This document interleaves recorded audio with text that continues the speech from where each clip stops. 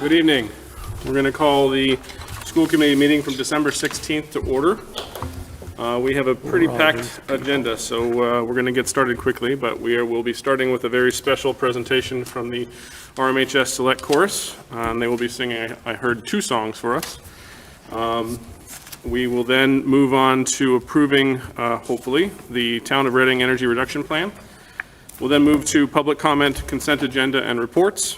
And we'll then go to the counseling update, the METCO program update, the FY21-22 quarterly personnel update, policy EBCFA data review, FY21-22 quarterly budget update, FY22-23 pre-budget presentation and discussion, FY22-23 preliminary school calendar review and approval, and end with the school committee representation on the new finance ARPA subcommittee. So pretty packed night yet again. Aaron, don't look at me like that. It's a lot going on. So with that said, I would like to welcome the Select Chorus forward, and we'll be looking forward to their wonderful presentation. Yeah, I mean, you're here, you might as well sign.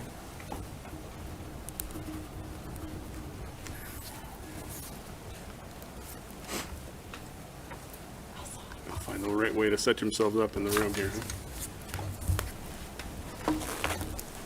So we're so excited to be here. I'm not sure which direction to address. I'll kind of address it. But we're the RMHS Select Choir. We're super excited to be here. Thank you all for having us. We're going to be singing 2 selections for you guys tonight. The first one is Bohemian Rhapsody. You guys may be familiar with the Freddie Mercury Queen piece. So we're going to start with that. The second piece that we're going to be singing for you all is by Eric Whitacre. And that's called The Seal Lullaby. So thank you all so much, and we look forward to sharing it with you. Thank you, Dr. Roger.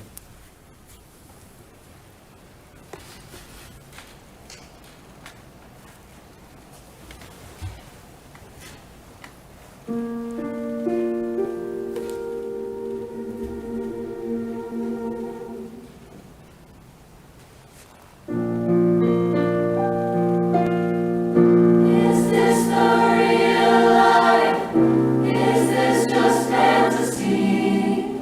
Caught in a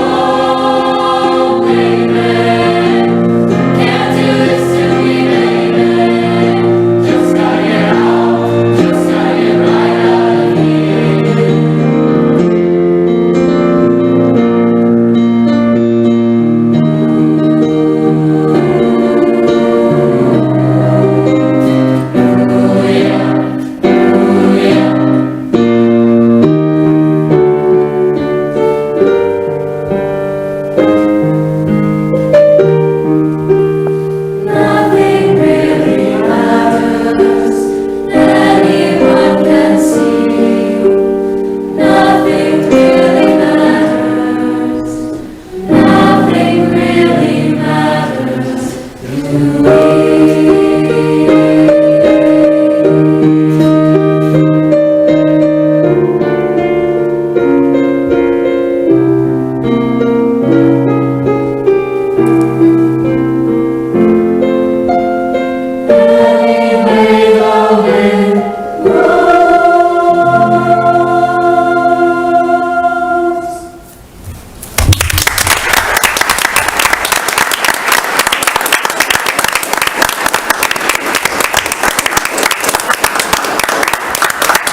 our second and last piece is the Eric Whitaker piece, Seal Lullaby. Hope you enjoy.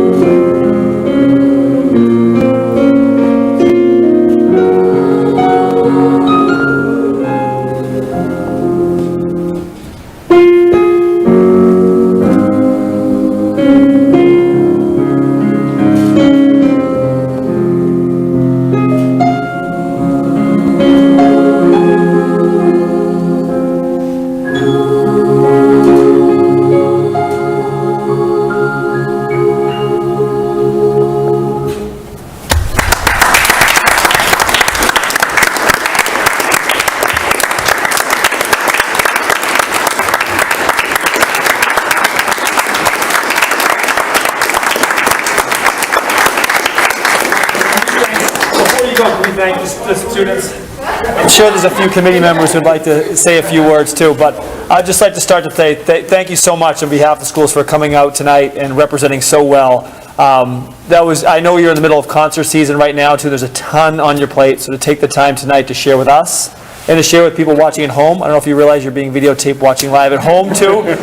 We really, really appreciate it, and so talented, and I can tell your hard work is showing off, and huge thank to Dr. Mosier for all of his leadership here with the students. And my kid's favorite song is Bohemian Rhapsody. In the car, they like start drumming out. I wanted to get into it, but I kept it professional, but you had me going, so I was clinging to my seat. Thank you so much. You really did an amazing job. Thank you. I'm sure there's others if anyone wants to say anything. It was absolutely wonderful, really. I mean, this is why we come here every night, or to these meetings for you guys, and thank you for saying thank you to us by being here tonight. We appreciate the invitation, we appreciate being able to be here, thanks for having us. Thank you. Thank you.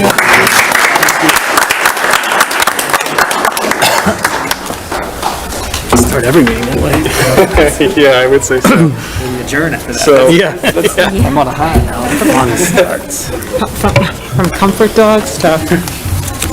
Yeah, that's right. Comfort dog last. Comfort dogs last time, right? So for those of you at home, one of the reasons why we have invited, or did invite, the select chorus into this, select choir into this meeting is, it's part of a shared commitment that we executed over the summer from an administration and school committee perspective to celebrate things more. And it just so happens, as Dr. Malczewski said, they're in concert season. They have caroling going on around town over the weekend as well. And they just had their winter concert last Thursday. So it was perfect time, they were ready, and it went well tonight. So I'm very, very appreciative of them that they decided to come.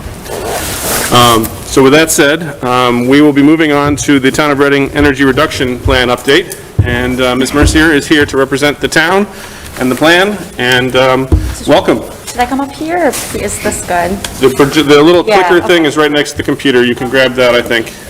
And if necessary, Andy's back there, he can help. You can present, we need you at the mic to present so people can hear you, but you can take the clicker with you. There you go. Thank you for coming. Yes, Ms. that makes a Mercier. lot of sense. And that was wonderful, and sorry my presentation is going to be so boring in comparison. Thank you again for having me back and accommodating me early on your agenda. For those of you who don't know me or remember me, I'm Julie Mercier, Community Development Director for the Town of Reading. And with me tonight, I believe, hopefully, she's called in, is Megan Aki from MAPC, which is the Metropolitan Area Planning Council. So we did it over the last couple of weeks. We actually pulled the plan together, and tonight, my plan is to just go through it page by page and give you more of a high-level overview, since it's a 34-page long plan and I have about 15 minutes and I don't want to take up too much of your time on your packed agenda. So I'm going to try to figure out how to scroll with this. Let me see. Maybe we'll just do it like this. How do I scroll? Is yours a PowerPoint? No, it's just a PDF. PDFs? Yeah. Separately. That's okay, this is fine.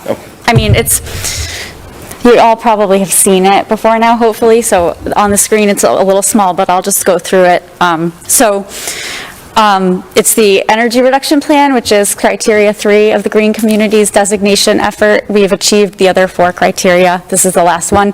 We're hoping to submit our application to the state next Tuesday. So the plan contains 4 sections and 5 appendices, which I'll go through. So the first section is the purpose and acknowledgements, and that's really just an acknowledgement of all the people who were involved in the effort, including our consultant from MAPC, NORESCO, RMLD, and then some town staff that were involved, so the planning staff, town manager, DPW staff, and of course the facilities staff who were integral to the effort.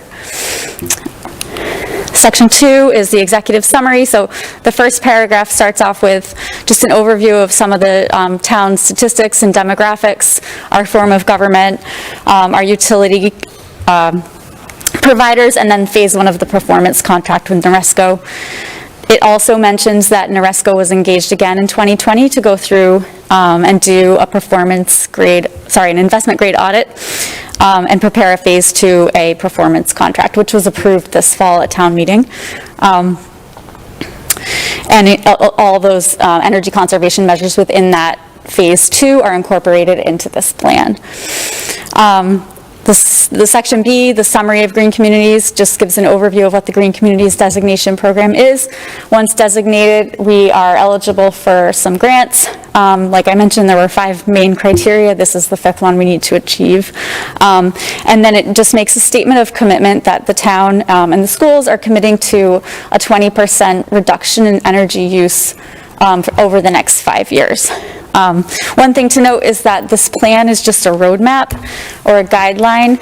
The energy conservation measures that are specified year to year can change and evolve as needed based on information from deeper audits, new technologies, shifts in priorities, funding sources, or a variety of other factors. Okay, so Section C here in this is the summary of municipal energy uses. So really quickly, the things that we included in the plan are 17 buildings, 111 vehicles, 278 street and traffic lights, and 18 pumping stations in the town.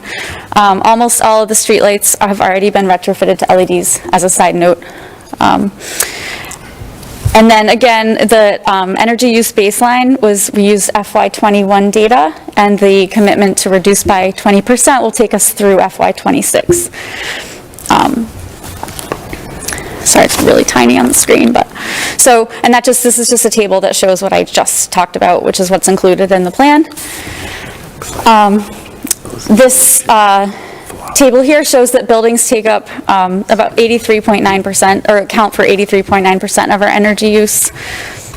And then the next slide here shows that the school department accounts for about 64% of the use overall. And this table at the bottom kind of has it broken down by category, and buildings and vehicles are the areas where we have the most room for improvement. Okay. So section 3 is the energy use baseline inventory. So we used a tool called Mass Energy Insight for our inventory and analysis, and it's a web-based tool where we input our usage data, and then it converts all the fuel types like electric, natural gas, diesel, etc., into a common unit known as the British Thermal Unit. And again, the base year that we used was FY21, so July 1, 2020, and we can achieve the 20% reduction goal through June 30th, 2026. And the pie chart at the bottom here shows that 62% of our energy use is from natural gas, and then 24% is electricity, and then the other two, gasoline and diesel, make up the rest. So this table 3A, it shows our top 5 energy consuming facilities. The 4 of them are schools, with the high school being at the top, and then there's one from the town, which is the DPW garage. The text on this page also talks about different measures that were taken in the past few years in the specific top 5 buildings in order to try to reduce energy use. And then it notes some operational changes that were made due to COVID. So some that reduce energy usage, so there were no after-hour building rentals.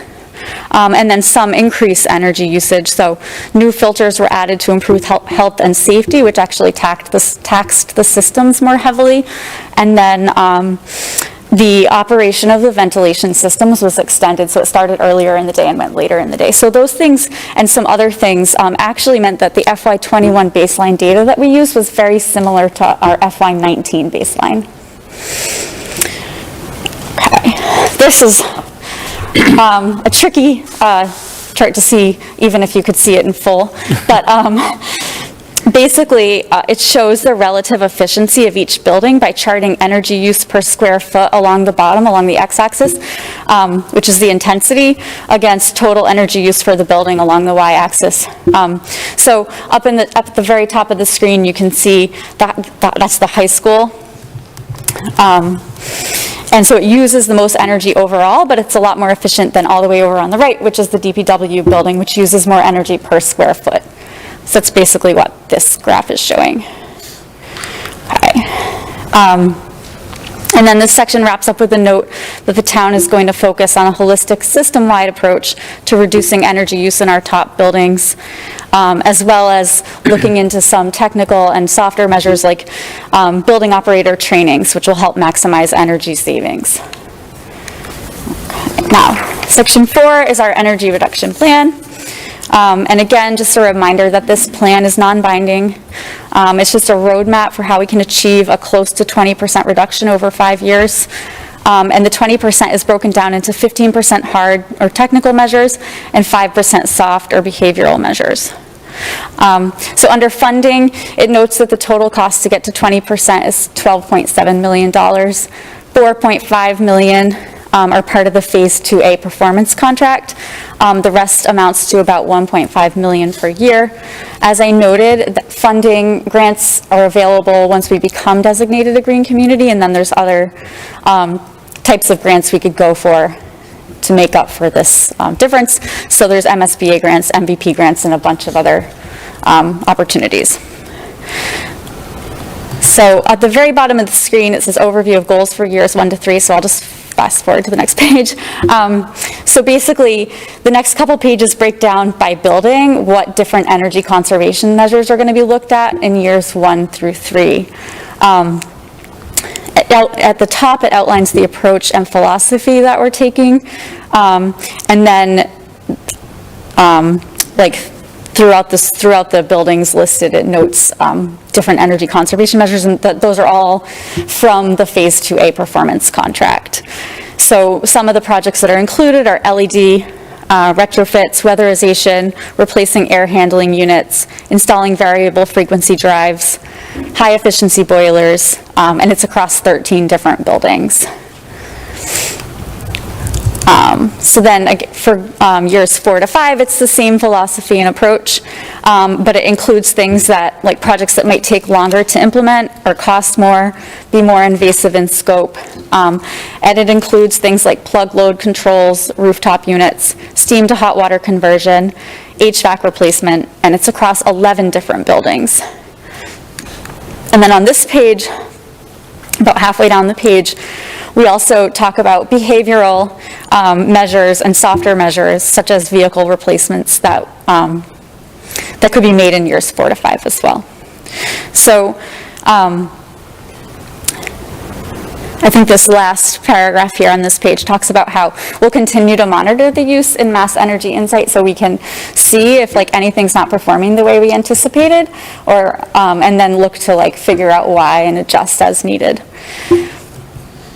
So then the path to get us to 20%, it includes recommendations for internal processes such as document tracking, team staffing, responsibilities, best practices, and this beautiful annual implementation calendar on the screen, which will help us stay organized and on track. At the bottom of this page, it identifies the Green Communities core team, which I kind of went over briefly last time.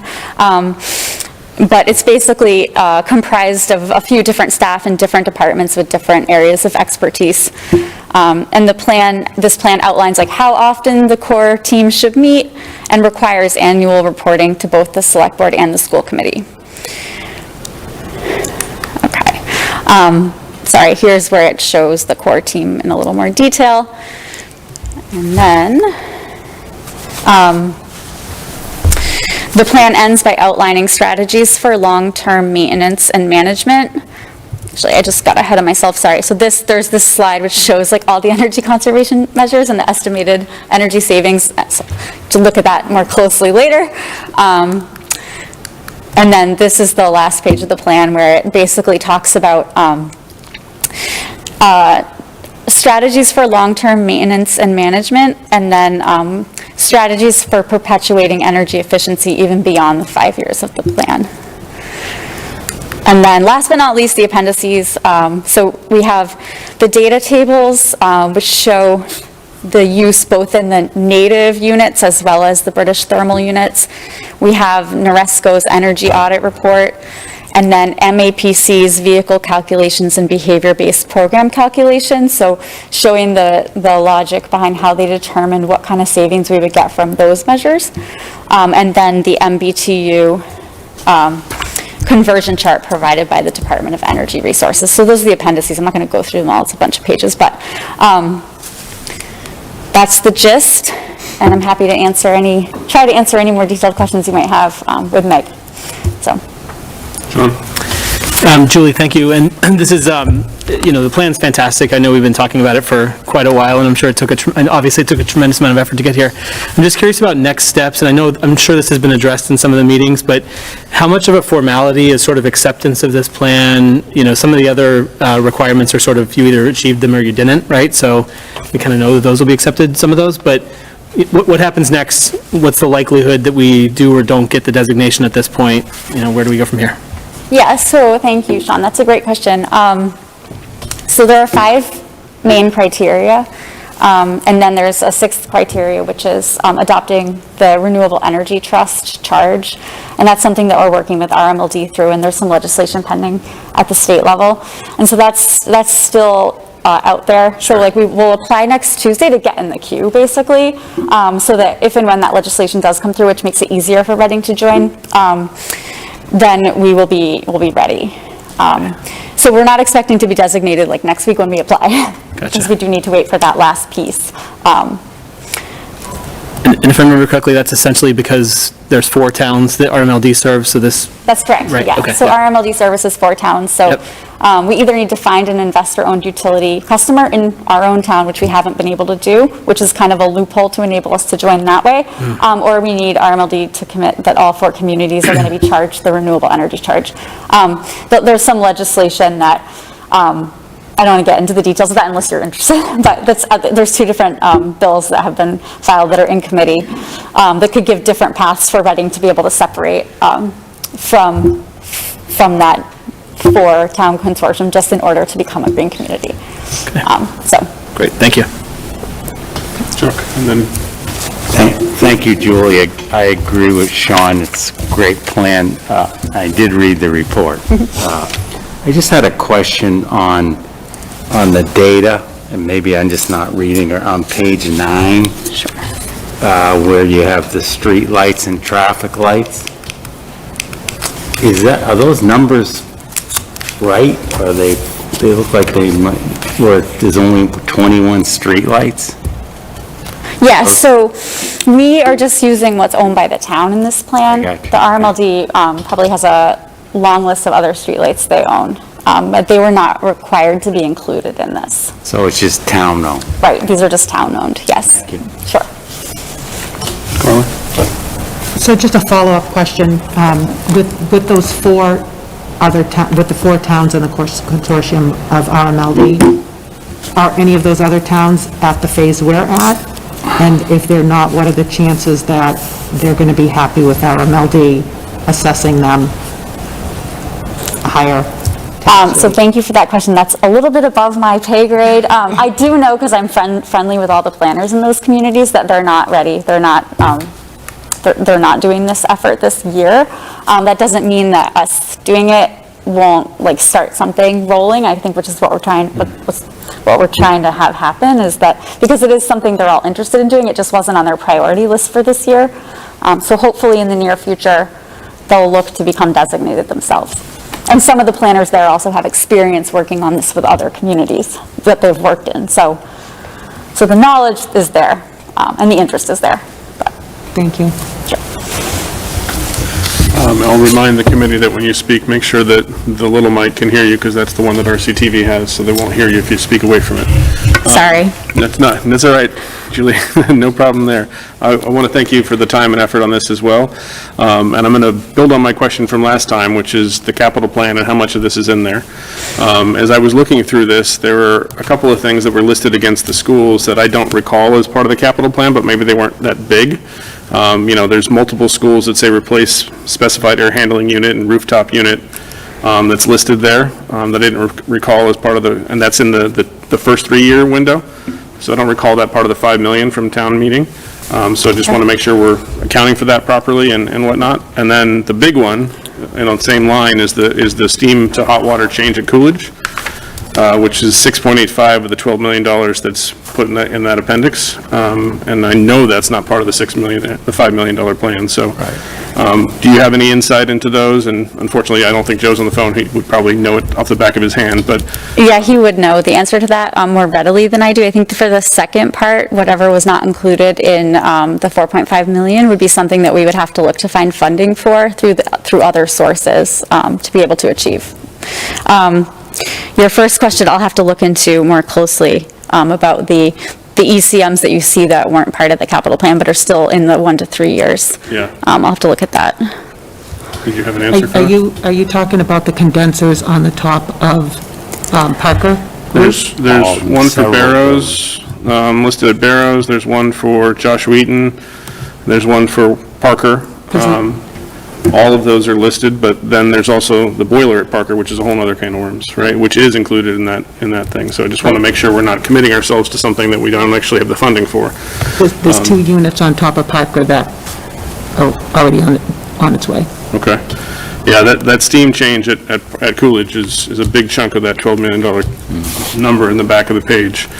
And I'd be curious, so the other question I would have, it doesn't look like that has a big payback, so that might be in that boiler range for that Parker is. So, is that one really critical to our savings projections? Or is it, we're going to do it, and so we put it in the bucket because it gives us something? And so I don't know if you know the answer to that one yet either, as we think about that. Which was the specific measure you were talking about with that question? I think it says, And what page are you looking at, sorry? I'm on page 23 of the document, with Okay. the really small print, so Yeah, it's, the estimated payback in years for that is, 526 years.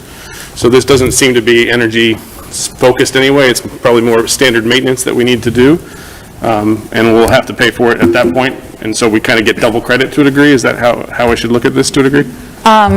sorry, so did you say page 23? I want to show on the screen. It's in the appendix. Okay, it's in the appendix, okay. When I look at the packet, it says page 23 of 34 of the final document. Yeah, there you go. Okay, this is impossible to read. Good luck to zoom into that one, right? And then, so what was the specific question you asked at the end there? So, how critical is this to the savings plan? If we did not fund this as a town, if we felt like 6.85 million was too much, does it sink the plan, or are there other ways we could achieve the 20% reduction? Maybe you don't know the answer to that question, but Yeah, so I think that we would have to, look at other things that we might be able to do in place of that. And once we start and we see how things are playing out, like if we're getting the savings that we thought or getting more than we thought, there might be some wiggle room to be flexible with the timing of certain things. And it might be something that we look to do more in the long term and put something else in the short term. I do think that since the plan actually gets us to 19.7%, pretty much everything that's in here would be considered critical to like this plan at this time. But like I said, once we get going, we can move things around and the measures can be flexible based on, all different factors. and like you said at the beginning, this isn't binding, it's a goal, it's a target. We're going Right. to keep measuring against the target, and the whole plan is to have a plan, right? Right, that's exactly right. Okay. I see some of our esteemed FinCom members in the room, so maybe I'll put them on the spot and see if they know if the boiler's in the capital plan off the top of their head or not. I don't recall, but you don't know, and I wouldn't expect you to know off the top of your head, Ed, so I'm sorry, but thought I'd ask. Okay, that was my question, it's just, I see it's saving, 1,200 or so, natural gas therms, so that seems like it's a pretty large portion of the savings. Right. So we'll just have to figure out the funding for that in year 4 and year 5, I suppose. Okay, thank you. Any other committee questions? Any Motion. public questions? Sean, do we have a motion? We do. Move to approve the Town of Reading Energy Reduction Plan as presented. Second. Seconded by Chuck. All right, any further discussion? Seeing none. Aaron, we don't have to do that. We'll everybody's here that's going to be here, so all in favor? All opposed? And it passes 5-0. Thank you so much. Thank you for very your much. time. Good luck. Have nice holidays. You too. All right, so let's move on to public comments. We do have a few in the audience today, so just as a refresher, if you are here for public comments, please state your name and address. It is for items that are not on the agenda. So if you want to speak to anything on the agenda, please wait until we get to that portion of the agenda. And there is a 3-minute limitation for that as well. So are there any public comments? Okay, seeing none, we'll move on to the consent agenda. And do I have a motion for that? I move to approve the consent agenda. Do I have a second? Second. Seconded by Carla. Any discussion on the consent agenda? Aaron? I just wanted to make a really quick comment that I was really glad to see that the Coolidge students are going to have the opportunity to do the Nature's Classroom trip. I have 2 children that have now experienced that trip through Parker. I think it's fantastic that we offer that, and I'm really glad to see that Coolidge is making it work as well. I was too, and I was actually glad to see it wasn't on April vacation this Yes, year. I think had that the was same a thought, big- yes. Big positive as well, so they didn't have to trade off family vacation with Yes. Nature's Classroom, so. Okay, any other consent agenda discussion? All right, all in favor, hands in the air? All opposed? And that passes 5-0 as well. And we'll now move on to reports. Martha, welcome back from singing. It's lots of fun. Wonderfully, thank you. Thank you. So speaking of, last week was the choir concert, and just yesterday was the band concert, and I thought it went very, very well, and we had a really great turnout, so thank you for everyone who came. The first winter track meet was yesterday, and the girls took home a great win, so go Rockets. And Junior Cloffice has been planning a movie night as a fundraiser for their class, which will be happening, I think, tomorrow, which is very exciting. And there's been a lot of new clubs that have been created this past few weeks, including the cooking club and the poetry club, which I think is very new and very fresh, and I really like it. So yeah, not a lot's been going on, but the main stuff that's pretty much it. Thank you very much. Dr. M, how do you want to work through the team here? Good. We can start, Michelle or Susan, anything to share? I'd like to briefly share my thanks to our administrative secretaries. Every month, they host a meeting together, and they have invited me to join them. And it's truly a highlight of my month. It's a time when I can sit and listen and hear from them and learn about the needs of the schools, the staff, and the students. And a good example is during our last meeting at the very beginning of this month, I was able to gain some of their feedback about a new online registration process that we're going to be implementing in January, using our website to make available editable registration and enrollment forms for our students, translated in 5 different languages. And through my conversations with them and hearing their feedback, we were able to work with Rediker, our platform, to come up with a way to build a data bridge so that when data is entered into those forms, they go into a holding platform so that the amount of manual inputting has been reduced significantly. So I am so thankful for their experience and their insight, and I just wanted to give them a shout out and let them know how much we appreciate them. Great, thank you, Susan. You're welcome. Good evening, everyone. It's nice to see you. I'd just like to start by sharing a few different members of our team today and here tonight. As you know, we're trying to just balance the night commitments for members of our team. So Dr. Stiles and Dr. Hardy are not here tonight, but, Ms. Roach is here, Mr. Martin, Mr. Tracy, Ms. Williams, Ms. Lestrade. I see a whole group of members from our community here, so it's nice to have other representation of our community. My one quick update is we completed as an administrative team our school visits, full-day school visits, by being at Wood End Elementary yesterday. That was the last one. Just like to shout out the Wood End community, some really exciting things happening there. A couple of practices stuck out. One, first, just really engaging lessons. We saw learners K through 5 who were hooked. And that was a result of just, I think, really innovative, engaging, hands-on instruction from teachers. 2, a really caring, welcoming, warm community, I think, and that's how the staff would describe it, and that's how families would describe the experience. And then for me, what I thought was really exciting was we thought really high-quality implementation of the new illustrative math curriculum.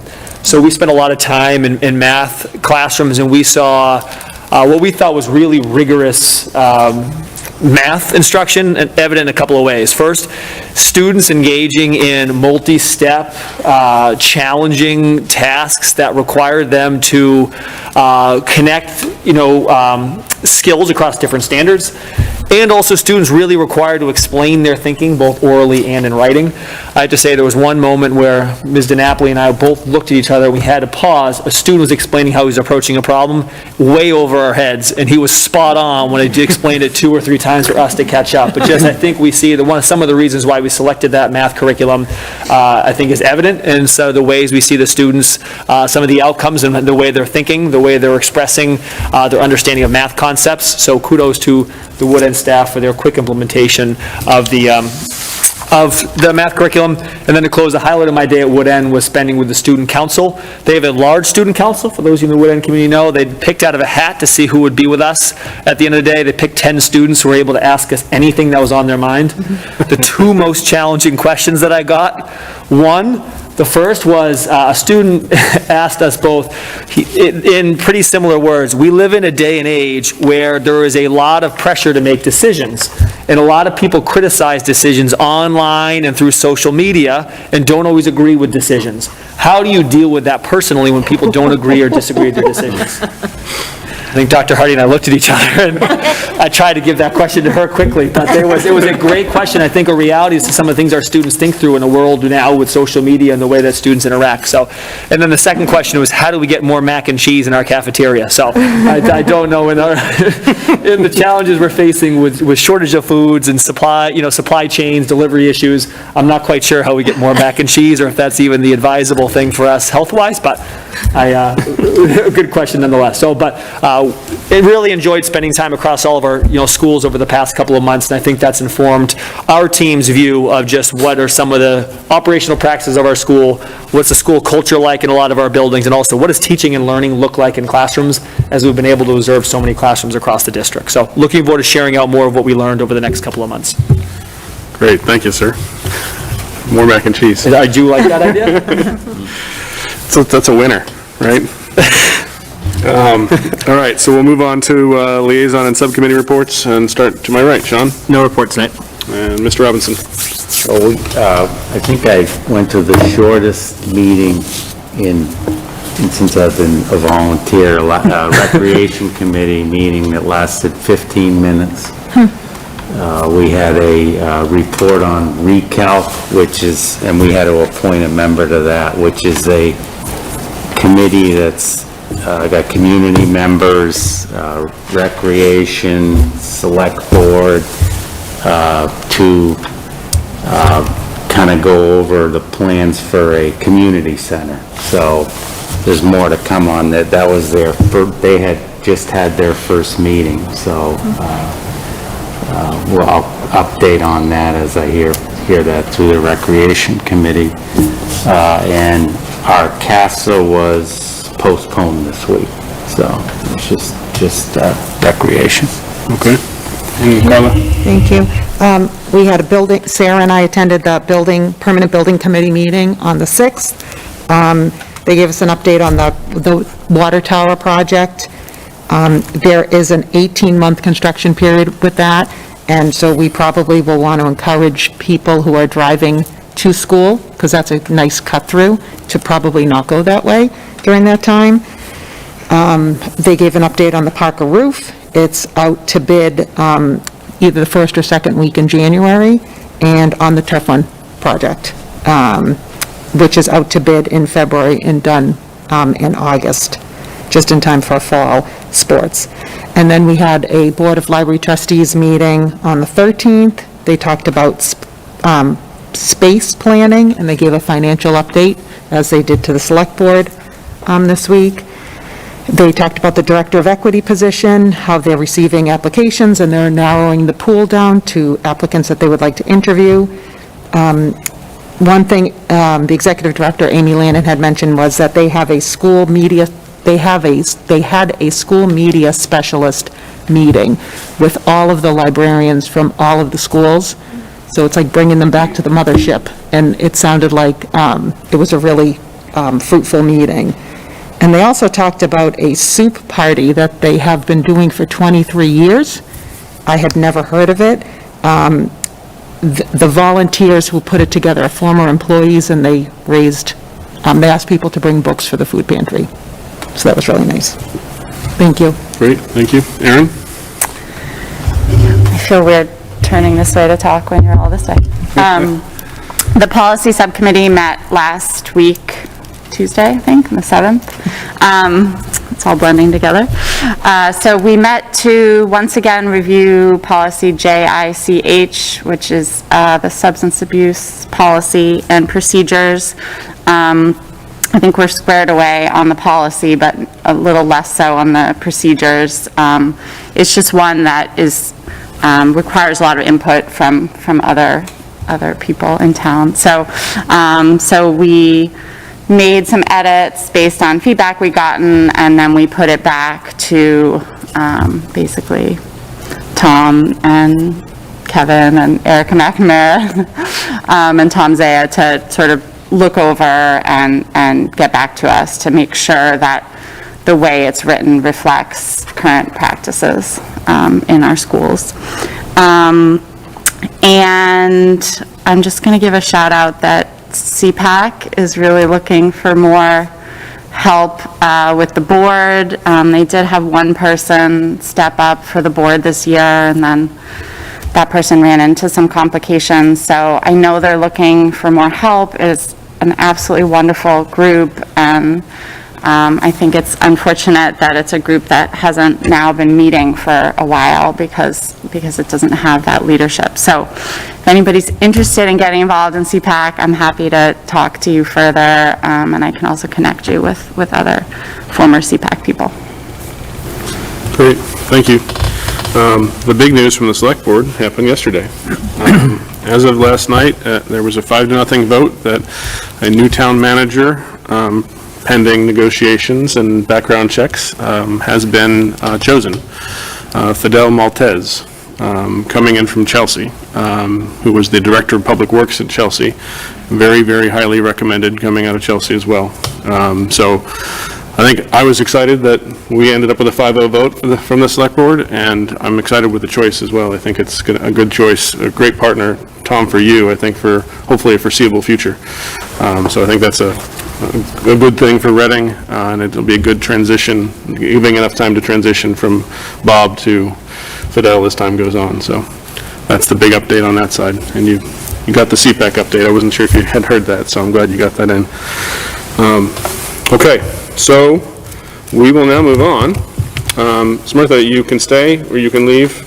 This is RMHS update, so you might want to stay, but you might have homework, so if you need to go, we know what you need to do. Stay for a bit. Okay? Ms. Lena Williams, welcome. Thank you for coming.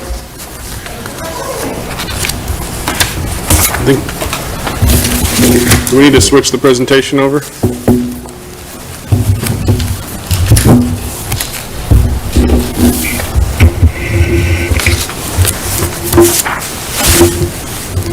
Thanks, Andy.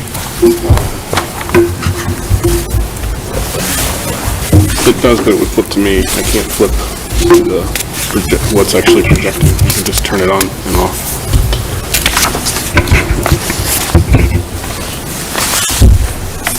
Or not. There we go. Awesome. So Smrtha, I want to start with you, actually, so I'm glad that you stayed, because I'm a firm believer that things happen for a reason, and I'm glad that I'm here tonight, not only because I love doing this presentation, but to be here when you guys were singing. And I just wanted to say that I had a close friend who passed away last week, and one of his favorite songs was Bohemian Rhapsody, and high school we used to sing that all the time.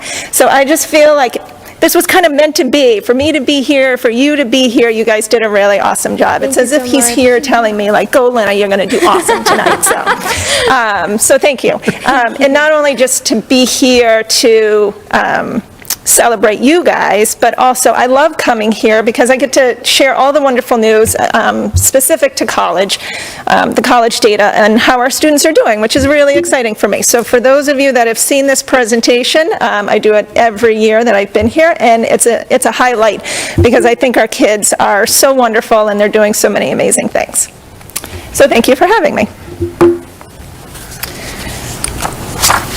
So I want to start by saying my role tonight is to really talk about college admissions, but I want to say we do so much more than that. So for those of you that have students in high school, for you being in high school, I think you know that we have our hands in a little bit of everything. So specifically, I'm here to talk about college admissions, but I just want to give a shout out to my counselors. I have the most amazing group of counselors that I get to work with on a daily basis who really just put all of their heart and energy into doing what's right for our students. And so especially I've been lucky, I've been here for 9 years, and I've always thought that I had a great staff, but the last 2 years through the pandemic has really highlighted to me how wonderful they are. And honestly, I don't think I could do my job without them. So I just want to give a shout out to all of them because they really are amazing.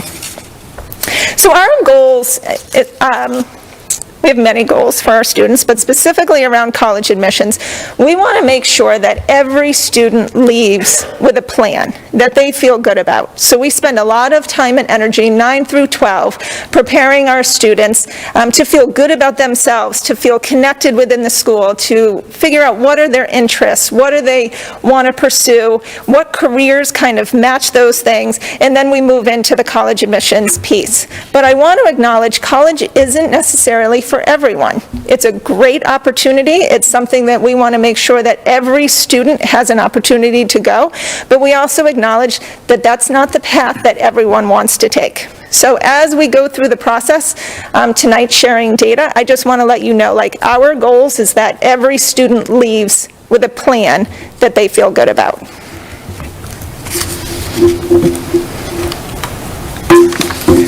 All right, so with that in mind, this is the data for the last 3 years as far as where our students are going and what they're doing.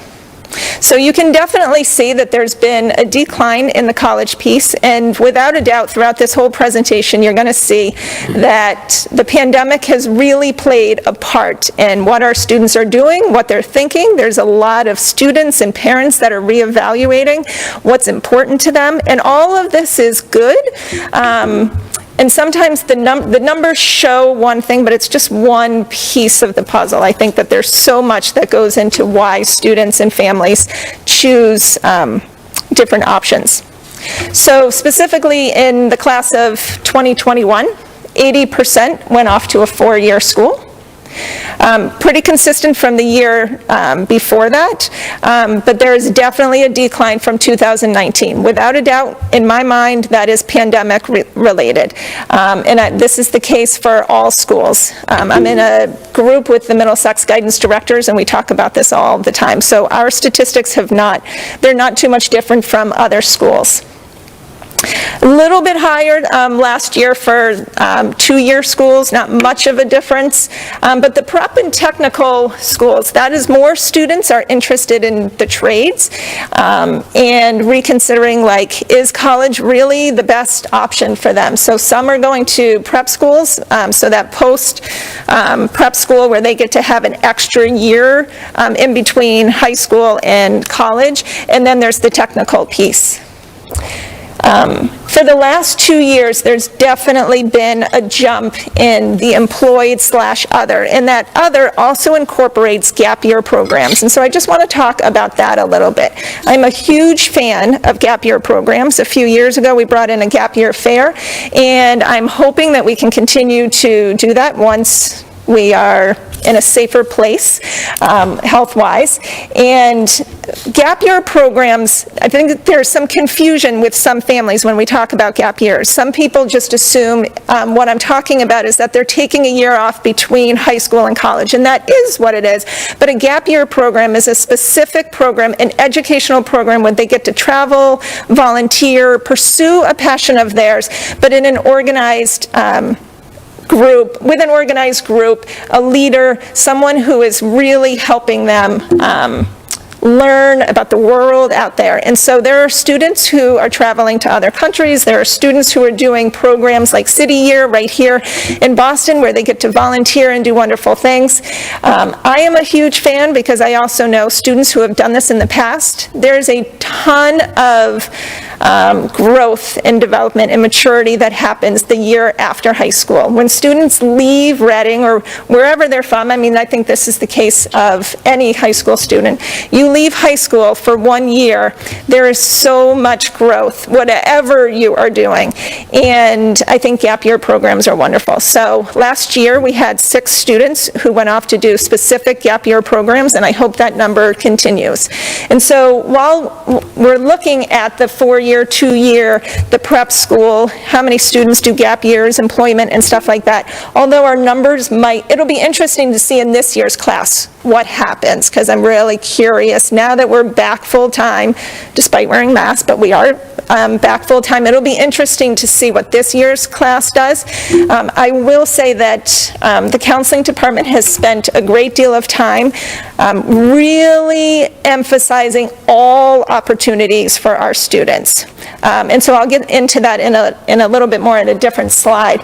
But helping normalize college is a wonderful option, but normalizing there are so many other opportunities. So we've brought in guest speakers for the gap year programs as well as trade, more military, people coming in and talking to our students. So I think it's becoming a little bit more acceptable and comfortable for our students to talk about different options, because before it used to be more of just talking privately in our office, but now they're willing through Flexbox and our guidance seminars to talk about it openly, and they're willing to participate in some of the guest speakers that are coming. So it'll be interesting to see what happens with the class of 2022, but I wouldn't be surprised if we have more students who are doing gap year programs and the trades.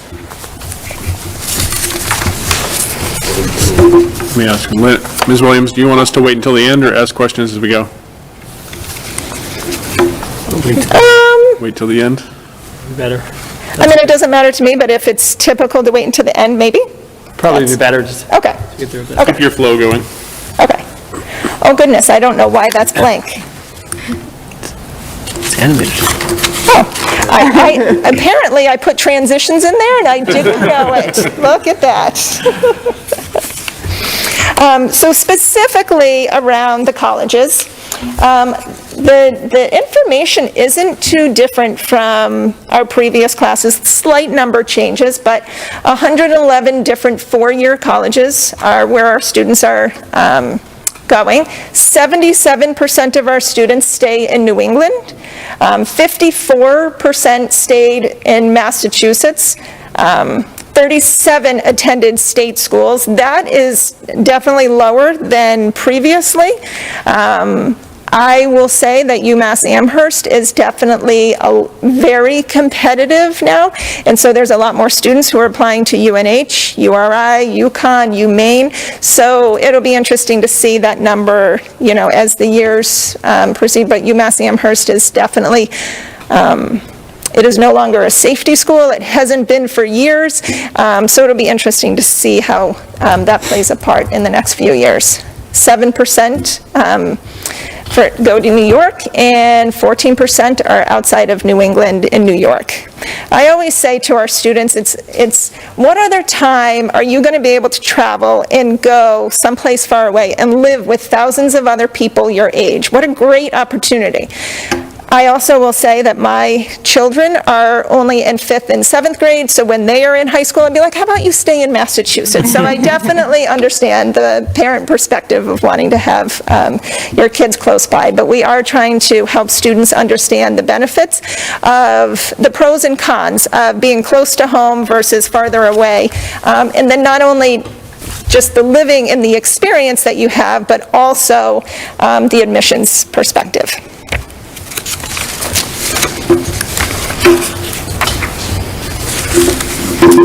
These are our mean SAT scores that are reported to us by College Board. And what we did is we added in the state average. So if you're looking at all the numbers on the left-hand side in bold, that's specific to Reading Memorial High School. And then on the right-hand side are the state averages. So once again, as you can see, we do very well. We are well above the state average. In 2018, I've said this for the last few years, that was the smallest class that we had, and that particular class was consistently small, kindergarten through 12th grade. And then you can see in 2019, 2020, the numbers are, they go down a little bit, and then 2021, they jump back up. But I don't have the state averages yet, because we get the state averages off of the DESE website, and that takes a little while for it to go back up, because College Board doesn't report that directly to me. It doesn't surprise me in 2021 that the averages went up, because less students took the SATs that year. So if you remember correctly, that, through the pandemic, there was definitely the stress that many students faced of not being able to take the SATs. Many test sites were canceled. We canceled for our SAT date, but then we offered it for just our students, school-based wise. There were many students who took it. We actually had a great turnout for the number of students who took it, but not as many as in past years. So you tend to have the students who are higher academic students who know and feel the need to take the SATs for college admissions. One of the things that I'm really happy about that's come out of the pandemic is how many colleges went test optional, and that they've continued to be test optional, and I wouldn't be surprised if many schools continue that. So they're taking a holistic approach, and they're looking at students and their applications in all different ways. And this is something that I think has needed to happen for many years, so I'm glad that it happened. And talking to the admissions counselors that are coming to visit us, and the admissions counselors that we're talking to on the phone, many of them are also happy. So they're looking at it from their end, their data, and it's going to take a few years for some of these schools to really see the benefits or the negatives, depending on what school it is and what program. I personally am hoping that many schools continue to be test optional. I think the tests are just one aspect. There's some students who are wonderful test takers, and then there are other students who are not, but they have so many other wonderful qualities and strengths, and this is a way for them to highlight it. With that in mind, I still wanted to make sure through the pandemic that we were giving our students the best opportunities possible for whatever their strengths are that they can put forward. So if test taking was their strength, and I wanted to make sure that they had that opportunity. So I was glad we were able to find a way to make that happen for the class of 2021. And then this year we were back to the SAT test dates. I personally like the Saturday test date better than the school one. As a coordinator, it has its challenges because I need to find proctors that want to come in on a Saturday, but I think it's less stressful for the students in the sense that you're coming in and this is what you're doing, and then there isn't the stress of the school and having all the teachers and everyone in the building. So I'm glad we're back to a Saturday date.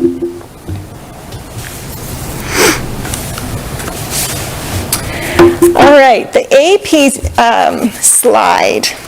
So I want to start by saying that there are a variety of different reasons why students take AP courses and AP exams. So for those of you that don't know, or for those of you that are in the community that don't know much about AP courses, I just want to tell you a little bit about it. So for a very long time, AP courses had been around for a really long time, and the initial goal of them was to help students get college credit. So they take the course, they take the exam, they do well.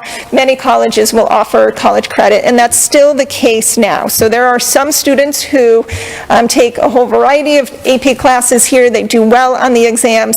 Some of them they get exempt from their first introductory class. And from a financial point of view, there are students who are able to reduce the amount of time that they have to pay, reduce the amount of time that they're in college. They might get a full semester's worth of college credit. That's a ton of money that they're saving. So overall, that's where College Board kind of started. And I will say that over the years, not only is that one benefit, but many colleges are looking at how the students are doing in the classes. And so from an admissions point of view, that is one factor that's on their transcript. So if you do really well in an AP course, that helps with GPAs, that helps show a college that you are ready for college level courses. So especially for our juniors, especially for our juniors and seniors, that is really helpful to have on the transcripts. For the exams, especially for juniors, they're able to, well, for the seniors who took exams their junior year, they have those exams that they can report in the admissions piece. So on this slide, there's 3 different lines here. So I want to start off with saying one of the things that I wish that I put in this slide was the overall number of students who are taking the courses. And right before coming up here, I was like, why didn't I add that slide in there? So I'm just going to tell you about this year's class to kind of put things into perspective. There are 298 students taking AP courses right now, juniors and seniors, okay? They will be taking 600 exams. All right, so I don't have, like, College Board doesn't, like, I don't have all the data for the, like, past years, but I just wanted to put that into perspective, because this slide is really just focusing on the exam portion, not necessarily the courses, okay? So when you look at that middle line, it's the total number of students who took exams. So for the class of 2021, it says 201. All right, 201 students took 326 exams. Does that make sense? Yep. What I want to show on here is, once again, how the pandemic played a part in the drop in the lines. All right, so previously, the expectation was that students took the AP exams.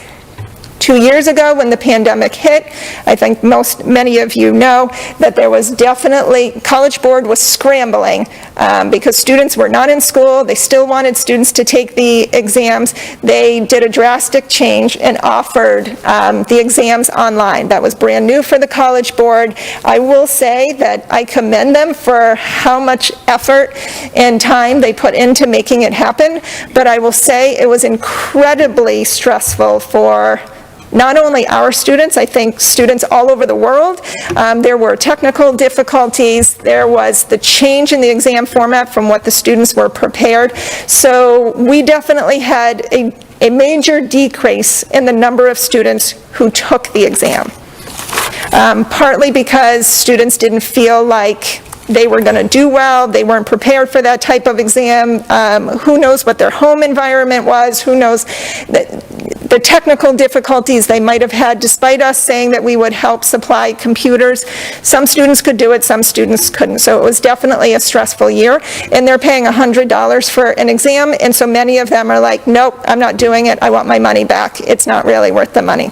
The same thing happened last year, but at a greater number. There was a lot of students who chose not to take the exam. College Board did not penalize students for choosing not to take the exam. They were willing to give full refunds. So students felt more comfortable not taking the exam. So that's definitely where we saw a decrease in the number of students who took the exams, as well as the overall number of exams that they took. And I'd say last year was, even though it was a combination of online exams and paper and pencil, and they were full-length exams from, a few years ago, I think students were really nervous about the learning and how much time was missed in the hybrid, and especially in science classes where it was hard to do labs and things like that. So there was definitely a decrease this year, I predict that the number's going to go back up. So students already had to register, so that's where I'm saying that we already know that there are 600 exams that have been ordered and paid for. There is a penalty for students if they choose not to take the exam. College Board requires them to pay a $40 cancellation fee. So I don't anticipate that there's going to be a huge drop. We also strongly encourage students to take the exam. If you're taking the course, we want you to take the exam. So I'm pleased that we're back up in that number. As a coordinator, I'm a little bit stressed about making that all work, but we will take care of that when the time comes. I do want to say,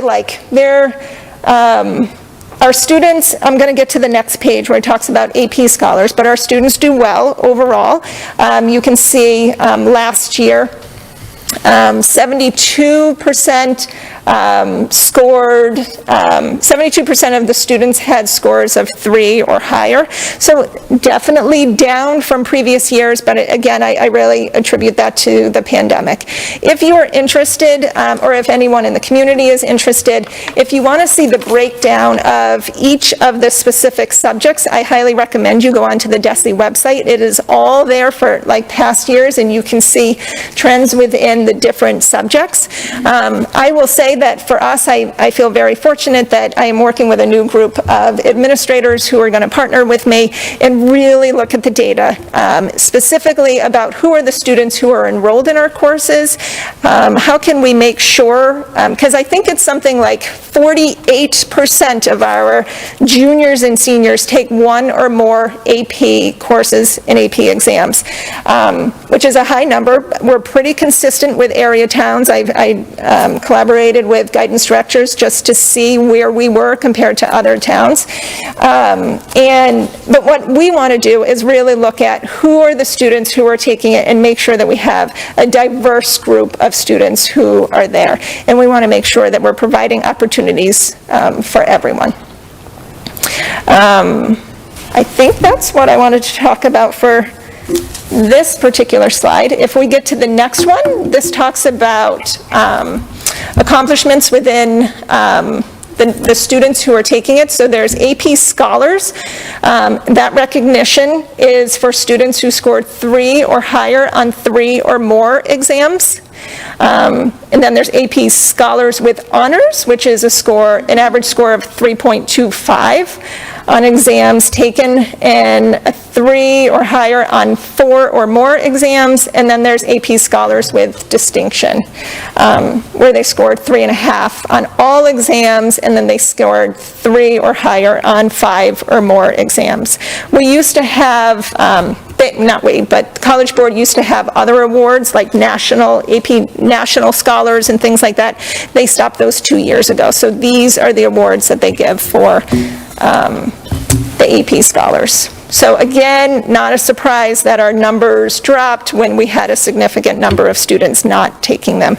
But I think when I'm here next year and I am presenting, that line is going to go right back up.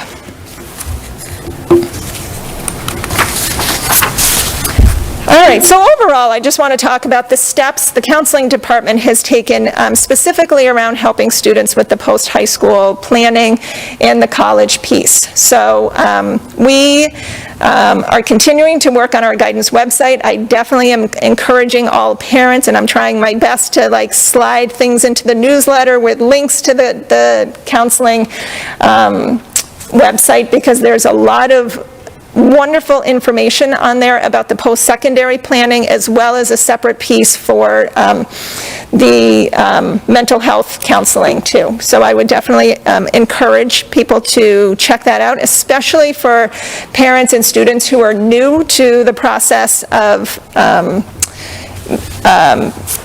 college admissions. There's a lot of great information on there. I am excited to say we returned to in-person visits from college reps. So last year, we had over 100 college reps that did virtual visits. I'm going to be honest, they were not as successful as the in-person visits, so it was really nice to have the college reps come into our office. This is an opportunity for them to meet with seniors. So these are people who are reading our students' applications. They are specifically designated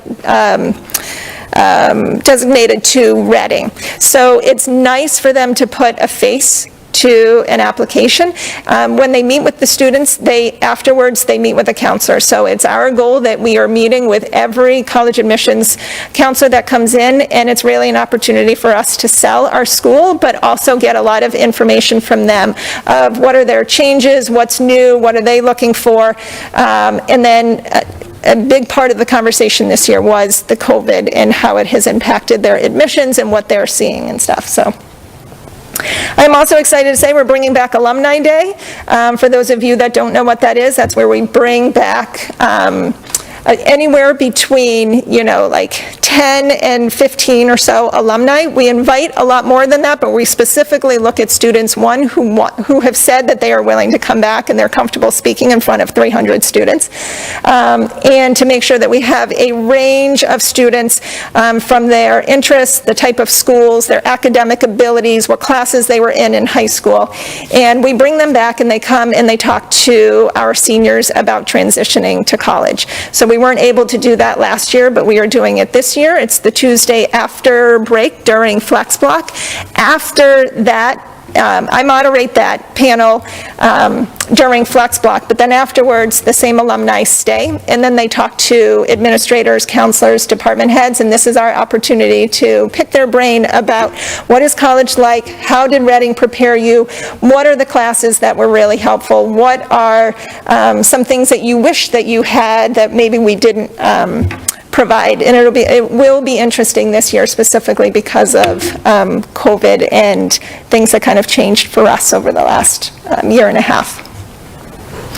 In addition to bringing in the college reps, we brought in guest speakers during Flex Block. So this is what I was referencing earlier in the presentation. We had a variety of different people involved in the trades, from the Peterson School to Ben Franklin to people who are working. And then we had one gentleman who graduated from Reading who asked if he could come back. He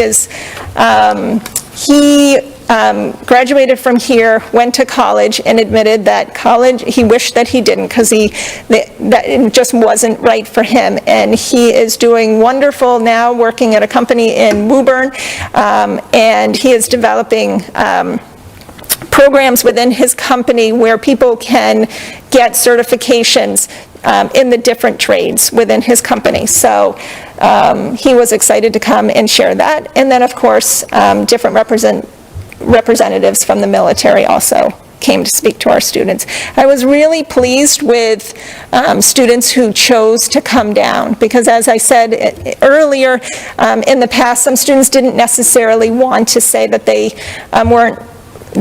didn't want to admit that they didn't want to go to college. So it was kind of like they were willing to talk to us privately in our offices, but they didn't want to make that more known. And it's nice to see more students feeling comfortable with who they are and what their interests are, and exploring all different options. So it'll be exciting for us to see what they end up doing at the end of the year.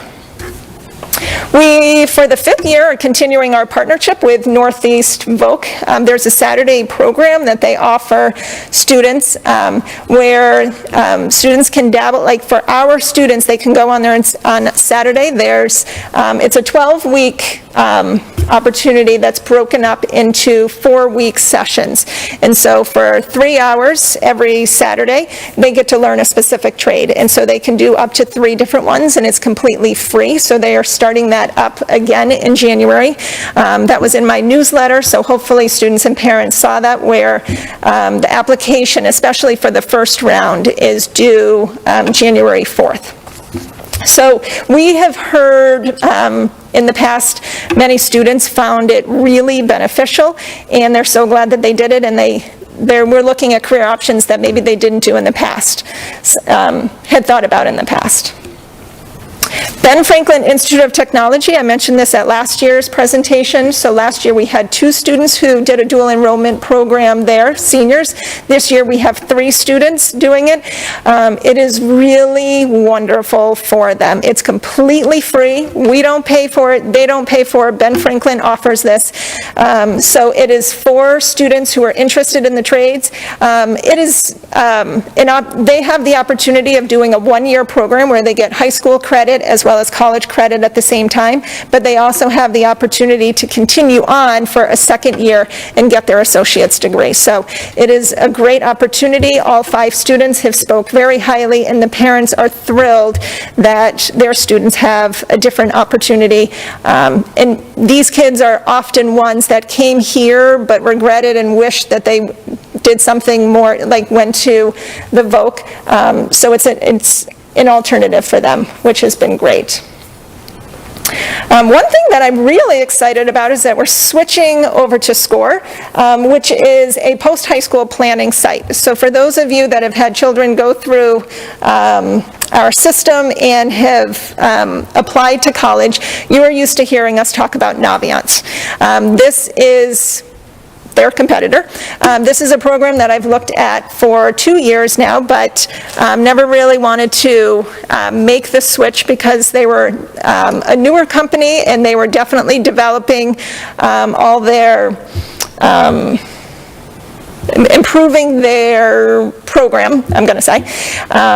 But recently, a year and a half ago, some of the Middlesex schools switched over, and they said it was night and day and how easy it was. I will say that the reason why I started looking at other programs is because we have struggled with Naviance the last few years.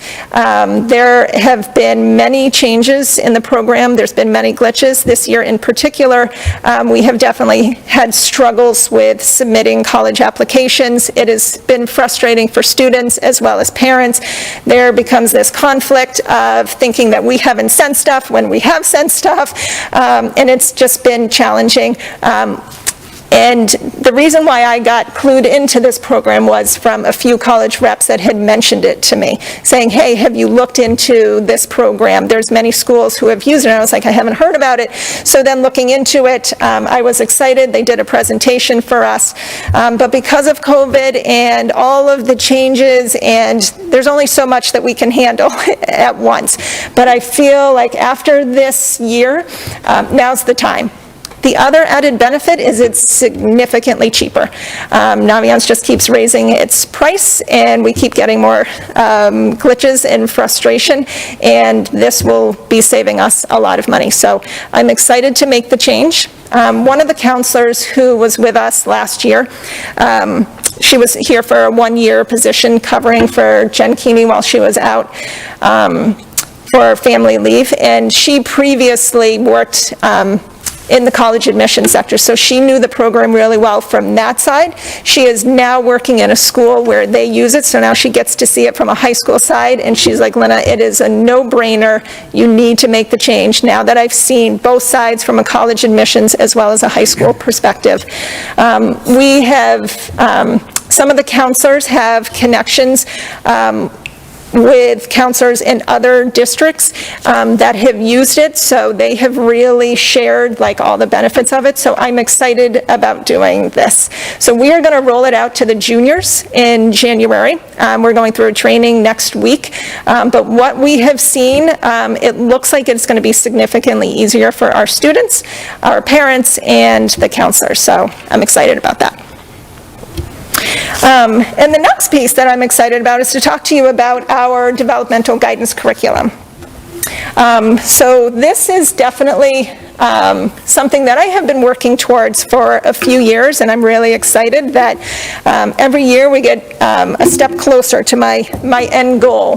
So in the past, we have done guidance seminars where the counselors are meeting directly with our students in groups, and we did it during Flex Block. So for freshman year, we did 2 Flex Blocks and the orientation, so we are getting to know our freshmen right from the very beginning of them coming into the high school.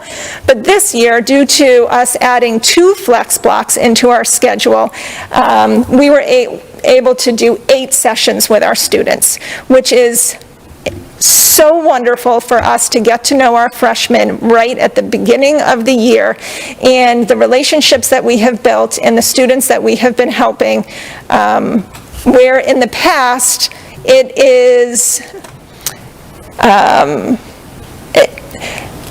freshmen, even though they met us at orientation and they had 2 sessions with us, it just wasn't the same as it is now. So we have freshmen who are seeking us out, asking for help, which is really wonderful. So I will get into the things that we're doing with them with Project Wayfinder, which is a new program that we brought in.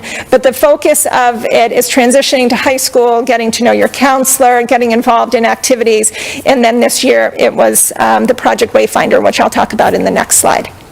Sophomores, we went from 2 guidance seminars to this year we're going to do 10. So the focus of sophomores is also the second part to the Project Wayfinder, but it's focused on your future academic goals, exploring careers. We do the youth science aptitude test, which I brought in 2 years ago for our students. So instead of doing an interest inventory, it's an aptitude piece that matches them up with careers, which is exciting. And then junior and senior year is heavily post-secondary planning, but going from 3 sessions to 6 sessions for both our juniors and seniors, which is really great. So they're getting a lot of their stuff done in school with us next to them. And the goal is that we're trying to reduce the stress of this piece, not only for our students, but also for the families at home. All right, so I'm going to talk a little bit about Project Wayfinder. So I know I've talked to some people in this room about this program that I've been excited about and have been researching for the past year. So this is a program, so in 9th grade, the focus is on belonging. And on 10th grade, it's finding purpose. And this is our social emotional curriculum. We all know that students are struggling. Adults are struggling. Let's face it, there's a lot of people who are struggling through the pandemic and returning to school. And so this is our way. We want students to feel connected and belonging not only within the school, but belonging to themselves, having a sense of who they are, what's important to them, learning about how they can support themselves in a healthy way, but support others too. What is in our control? What's not in our control? How can we ask for support? This was a big piece where the counselors were definitely finding students after the session, how they were coming down on their own asking for help. How does power influence the decisions that we make or the decisions that are happening in the world? How can small actions that we take make a change to make the school a better place, but also make them feel good about who they are and what role that they play in the school?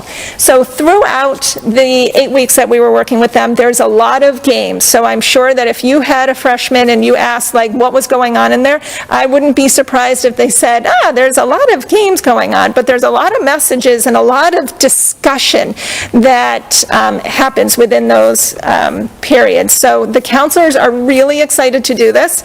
I will say it's been a learning piece for us. We are counselors. We are used to working in small groups and one-on-one with students, and now we're teachers in a classroom doing class management. So it has definitely opened our eyes to how challenging it is to be a teacher, and I love being a school counselor. I love being in a classroom too, but I only had to do it 2 periods a week where teachers are doing it 5 periods a day, every day. So that is our freshman curriculum. In grade 10, we are going to start with the sophomores in March, and this is all about finding purpose and what are the things that are really important to them. And I'm excited to do this piece with them because it matches perfectly with their future planning. So typically in sophomore year, we are talking about careers and helping them find their interests that match careers, and now we're digging a little bit deeper with our students and helping them figure out what are their values, what is their identity, how does this relate to who they are in the building, how does this relate to their future planning? How does their identity change in different settings that they're in? What are their strengths? What do they feel good about? What are they capable of? And how do we use that to help other people? How do we use this information to have them dig a little bit deeper into why do they choose to do certain activities. And then we're hoping to help them understand there are all these other activities that you might want to pursue, and not just do something because your friend is doing it or you're comfortable because you know someone else, but really develop a passion and try to move forward with it. So we are excited to do this with our sophomores that start in March, and it's going to tie in very nicely with the U Science piece that we do, which is the aptitude assessment that helps match them with careers. And so gradually, as you can see, there's a build-up from freshman year, helping them understand who they are and being the best person that they can be, to a little bit more sophomore year of finding purpose, and then that goes into junior and senior year of the post-high school planning. So this program is an evidence-based program that it's been in many schools, and they've really seen a change in the well-being of their students, hoping to reduce the anxiety of helping students better understand themselves, and how to ask for help and all of these wonderful things. So I'm hoping that we also see those improvements here. I just talked a lot. I have no idea how long that was, so I'm super sorry, because I know you have a lot of things on your agenda, but there was a lot to cover. So, do you have any questions? Thank you, Lynn. Any questions on the board, on the committee? One, Sean. Lynn, thank you for that. It was a lot of great information. One question I had, I'm reflecting back on last year when we had this presentation, and we were talking in particular about the decline in the number of students who were heading off to four-year colleges. And one of the hypotheses at the time, I think, was that, a lot of students would take either formally or informally this sort of gap year, and there'd be this backlog. I'm sure we don't have, know to a person, but even anecdotally, do we have any sense that, some number of those students did end up attending a four-year school this year, or still have that in their plans? Like, do we know what that looks like sort of longer term?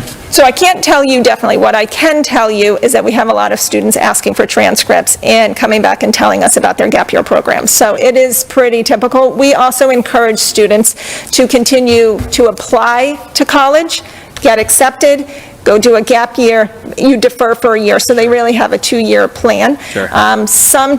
Sometimes what happens is that they do their gap year program, and then they decide, well, now I have a new interest or a new thing that I want to explore. I don't want to go to that college that I deferred. I want to go somewhere else. So I will say that I would love for us to be at a place where we can spend some money and look at how our students are doing after they graduate from here.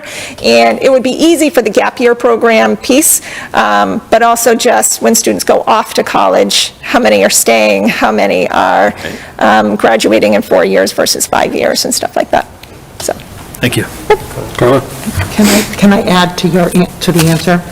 Because 3 of my children were in those classes just now, and the class of 2020, I can tell you, I know of so many kids who just deferred. They got accepted to a college, and they deferred it for a year. Yeah. They worked for the year, and then they said, I'm not going to spend the money right now, or I'm not going to go to school under restricted conditions, and a lot of them just waited that year and then continued on to a 4-year college.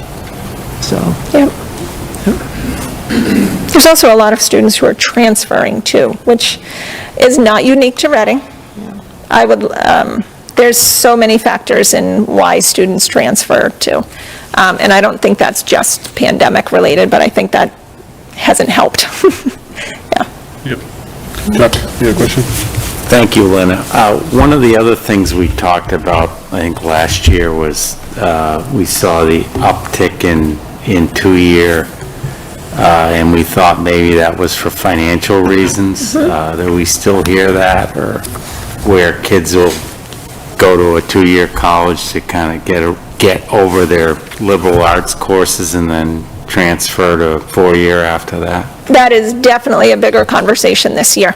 I think families are really looking at the value of college and how can they save money, whether it's because they don't feel like their student is, ready to go off to a four-year school and they want to go to a two-year school to like ease their way in and save all this money. It also could be some parents had a loss of job or, and then other families are just trying to make really wise financial decisions. So the benefits of going to a two-year community college is if you go there and you sign on to their transfer program, if you get a certain GPA, you are automatically accepted into one of the Massachusetts state schools. So that's a huge benefit, especially with how competitive UMass Amherst is. And then if you get an even higher GPA, you get a 33% tuition reduction, which is really wonderful. So I think families are looking at how can they get the most bang for their buck, and I think community college is a wonderful way to do that for many students. Sure. I just had another question on the gap year. This is a great presentation. I think this year you've kind of went into a lot more detail about that gap year option than we have in prior years. And do programs come into the school and just like colleges would and explain their program, or does the kid design their own program? So 2 years ago, we had a gap year fair where we had 40 different programs come. Thankfully, I just had to provide the space and advertise it, but there's the USA Gap Year program that they go around and have these different fairs. So there is one coming up in January that was advertised in the newsletter. There's also people that this is what they do for full-time. So one of the consultants came in and spoke to our students just to explain what a gap year program is and all the different opportunities. There's a lot of information on, if you Google it, there's a lot of information and also on our website about different programs that are available. Can they just follow? How do the colleges look at that when a student's coming off a gap year? Do they look at that more favorably, or based, I guess it would depend on what they did during that gap year. Yeah, I think it depends on what they did and how they grew from it. I will say that Princeton a few years ago, and I'll have to look to see if they're still doing it, but they were encouraging students to take a gap year. So they were accepting students with the understanding that they would take a gap year first. Many students, their statistics that have been shared is that students who participate in structured programs have a higher chance of graduating in 4 years versus 5 years at the college. And I think so many colleges are seeing that as a benefit. But I can't speak to all colleges, but I will say that it's a positive opportunity for students. Thank you. I will definitely, when my kids are older, wanting to really encourage them to do it. That's how much I think highly of it. Erin? So thank you so much for this presentation. I think it's all really fascinating, and I always appreciate your insight. I'm just curious, I know it's the first year, and I'm not even sure if you've completed with the ninth graders, but the Project Wayfinder, are you seeing an impact from that program? So I think it's hard to say an impact school-wide. What I will say is that every counselor will say that students are coming individually to talk to us about things that have been talked about in the program. So it's challenging because we are a public school. The way our flex blocks are designed is that it is kind of alphabetical by last name and grade. So it's not like we are pairing students that we think would be a great match to each other. So part of the freshman curriculum is us building a community within the classroom. Having 8 sessions with them, like I would love to be able to do this all year long with them, because we will see a big improvement that way. But what I will say is that every counselor, when we come back, we are sharing the positives of what happened, some of the challenges that have also happened, because that's just part of the learning curve. But the students who are talking to us individually, and they are referencing things that we talked about in the program. So it's hard for me to say that, it's too early for us to say that there's an impact school-wide. That takes time to see that. But on a small scale of students seeking out help and sharing with us things that resonated with them, that's huge for me. That's wonderful, thank you. Yeah. And a lot of it is fun. There's a lot of games that we play, and, freshmen are freshmen, Games really help. Having a freshman at home, I know for sure. Yeah. Lynn, I just want to thank you as well. And obviously the Project Wayfinder was one that was very interesting for us to research as we were looking at it. There's a lot of science behind that, and seeing it actually come to action is quite interesting and compelling.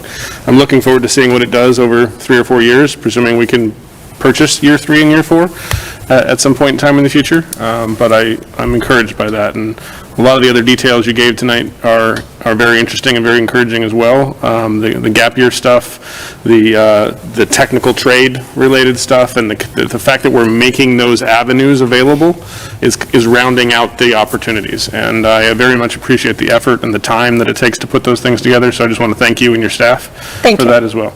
Thank you. I'm lucky that I have not only a great group of counselors, but also administrators that are supporting all of these wonderful things. So, thank you. Great. Thank you so much. Thank you. Okay, from one exciting thing to the next. Mr. Martin, that's you.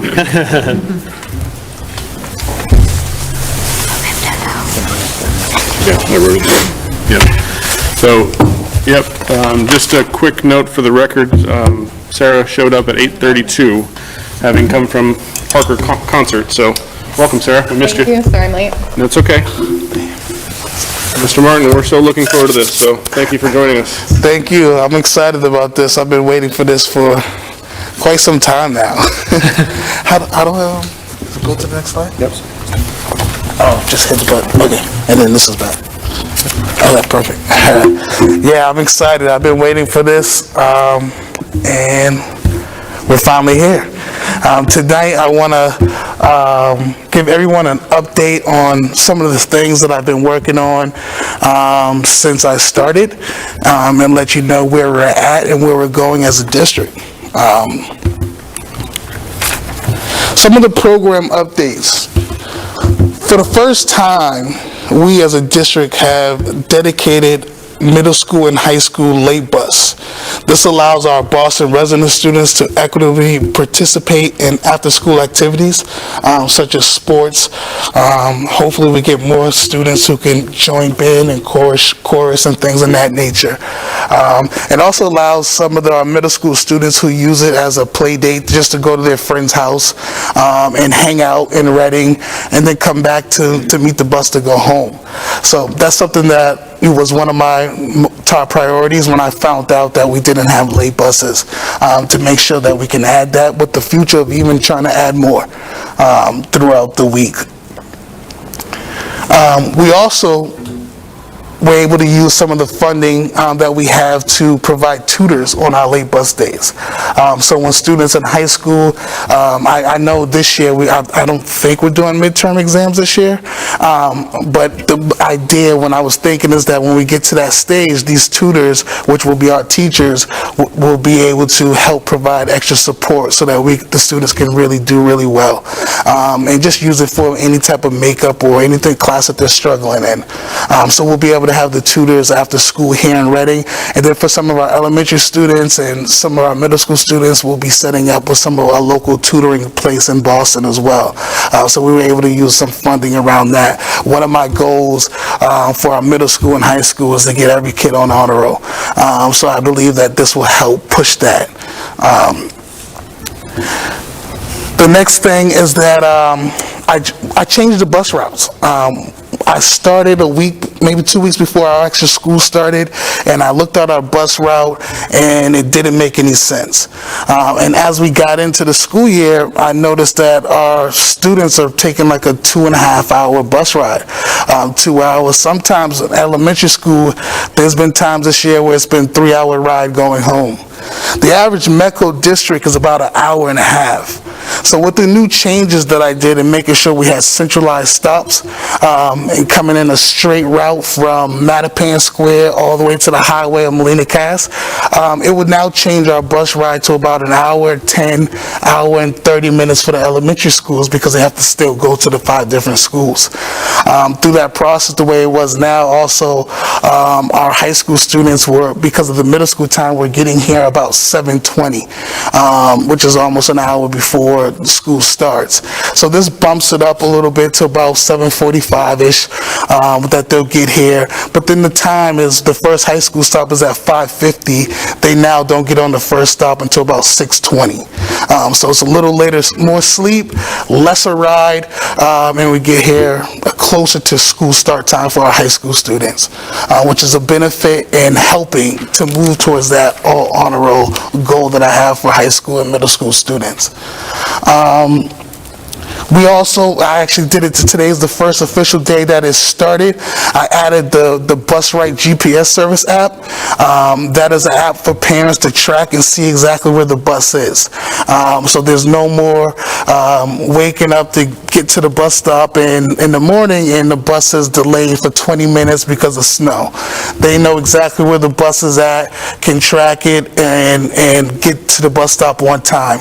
A lot of parents would also have to spend extra time waiting in the afternoon for the bus to show up and not know where it's at and call the school, call the director and figure out what's going on.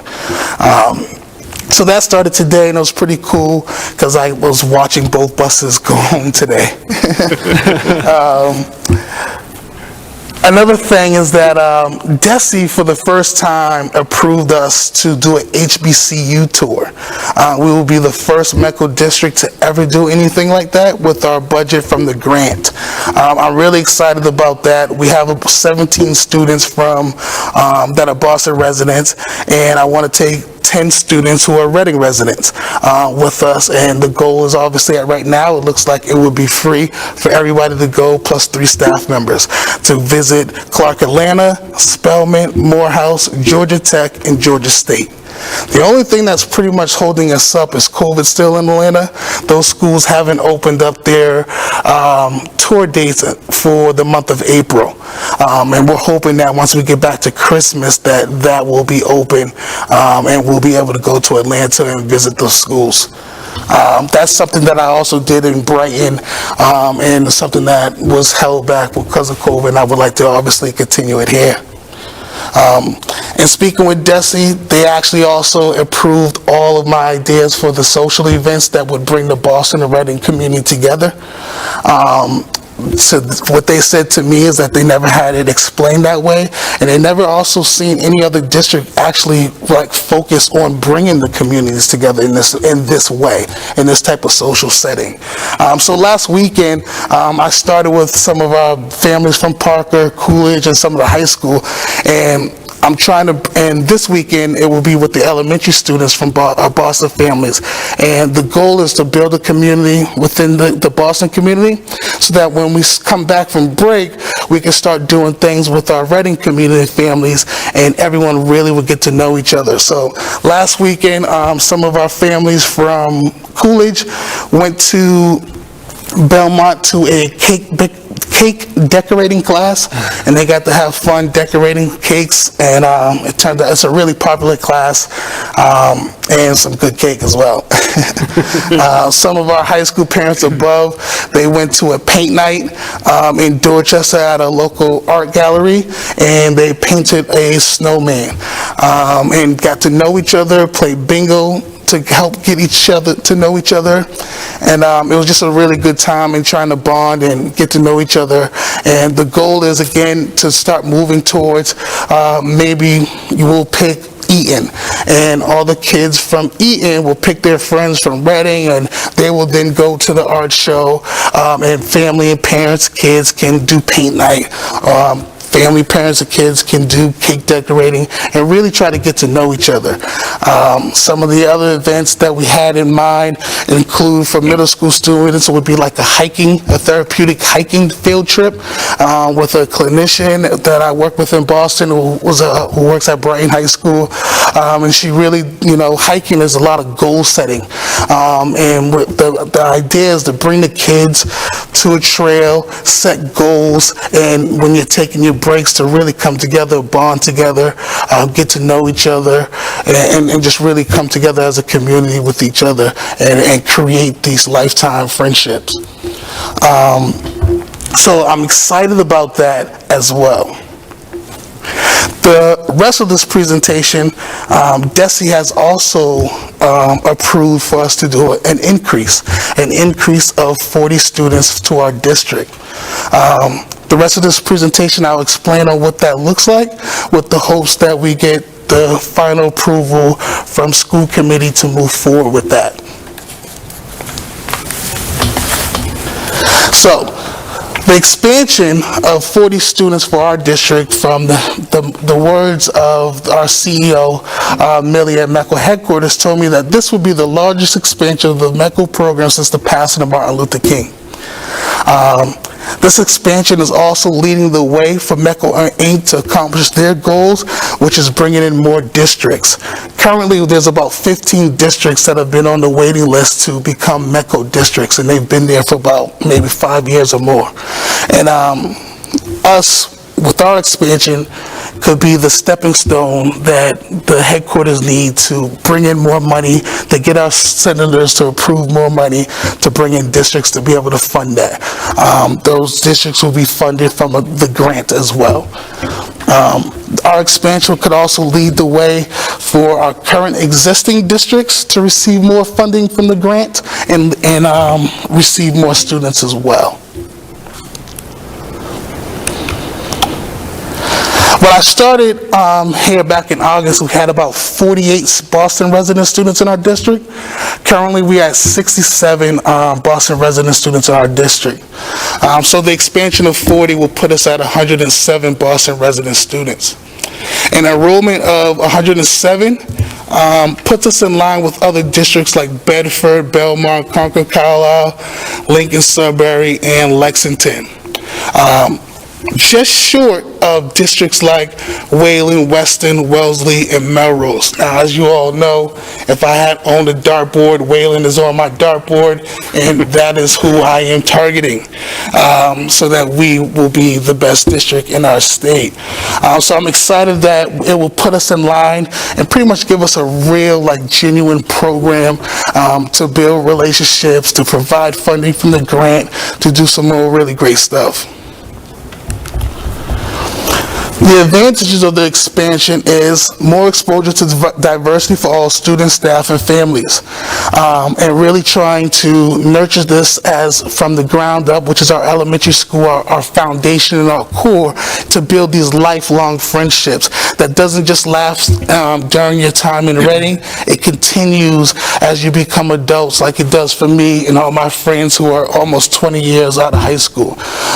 That is what the expansion will do. It will allow us to evenly distribute amongst we have a big district with 5 schools, and a lot of kids will get to experience new people from different places who all have the same qualities.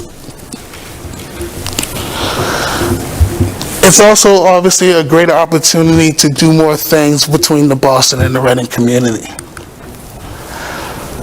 The expansion will The expansion will provide additional funds to build a more robust program in Reading. For example, funds would allow for the following: a dedicated bus for middle school students. So now our high school students can actually get here around 8 o'clock instead of having to share a bus with the middle school students. we'll be able to provide more late buses. My goal would be to have a late bus Monday through Friday during football season, making the late bus later so that middle school kids and high school kids can come to the home football games and be with their friends and be part of the community that way. The same thing with basketball for boys and girls during the season, where we tend to get big crowds and for sports like that. So I just really, again, bring it back to making us one big community and having the kids really be engaged and feel like, Reading Public Schools is their home. The funding would also allow for me to hire METCO staff. Our goal is to have a coordinator at every school. I'm not sure how, we'll get there at some point, but we'll be starting somewhere. And that coordinator obviously will be able to assist our Boston students, but they would really be there for all of our students. The METCO program is for every single person in this district. It's not just for the Boston students. There's everyone that's supposed to be experiencing something. And our coordinators will be coordinating different events at schools, like social events, for parents to come together and get to know each other, do different celebrations during different heritage months, making sure that our kids are learning about all different cultures, ethnicities, and backgrounds. The opportunity to, like I said, to increase more social events. And then also the funding will help us provide professional training for staff to work in different areas and professional development. So how will the 40 students work? So currently, how this would work is Susan and I, we analyze our open seats, and she'll talk more of that when she speaks about our enrollment. But we met and we were able to place students in schools that have the open seats. We could place students in any grades between K through 12, but realistically, I'm really looking at grades 2nd through 10th. The reason for that is, number of seats you can fit on a school bus. So this is for this year's first grade. We currently have 6 students in our first grade. So I would want to add 4 students to our first grade to give us a goal of 10 students per graduating class. So as you see, each number will bring each grade level to 10 students. Second grade, we would have to add 6 students. Third grade, we would add 4 students. Fourth grade, we would add 3. Fifth grade is 2. Sixth grade, we would add 6.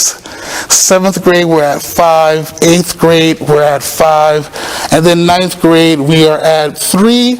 And 10th grade, we're at 2. So next year, this first grade class will be second grade next year. And each graduating class would have a minimum of 10 students per class, which is a good number just for the kids from Boston to, have more friends from Boston here. And then for obviously our Reading students just to have more experience to different things. That would be the overall goal. And that would wrap up pretty much the presentation. I just kind of wanted to leave it more for some questions, and we can have some back and forth dialogue. Great. Any committee members with a question? Carla? Not so much a question. I love this this Bus Right GPS. Say that one more time. I love the Bus Right GPS. Oh, yeah.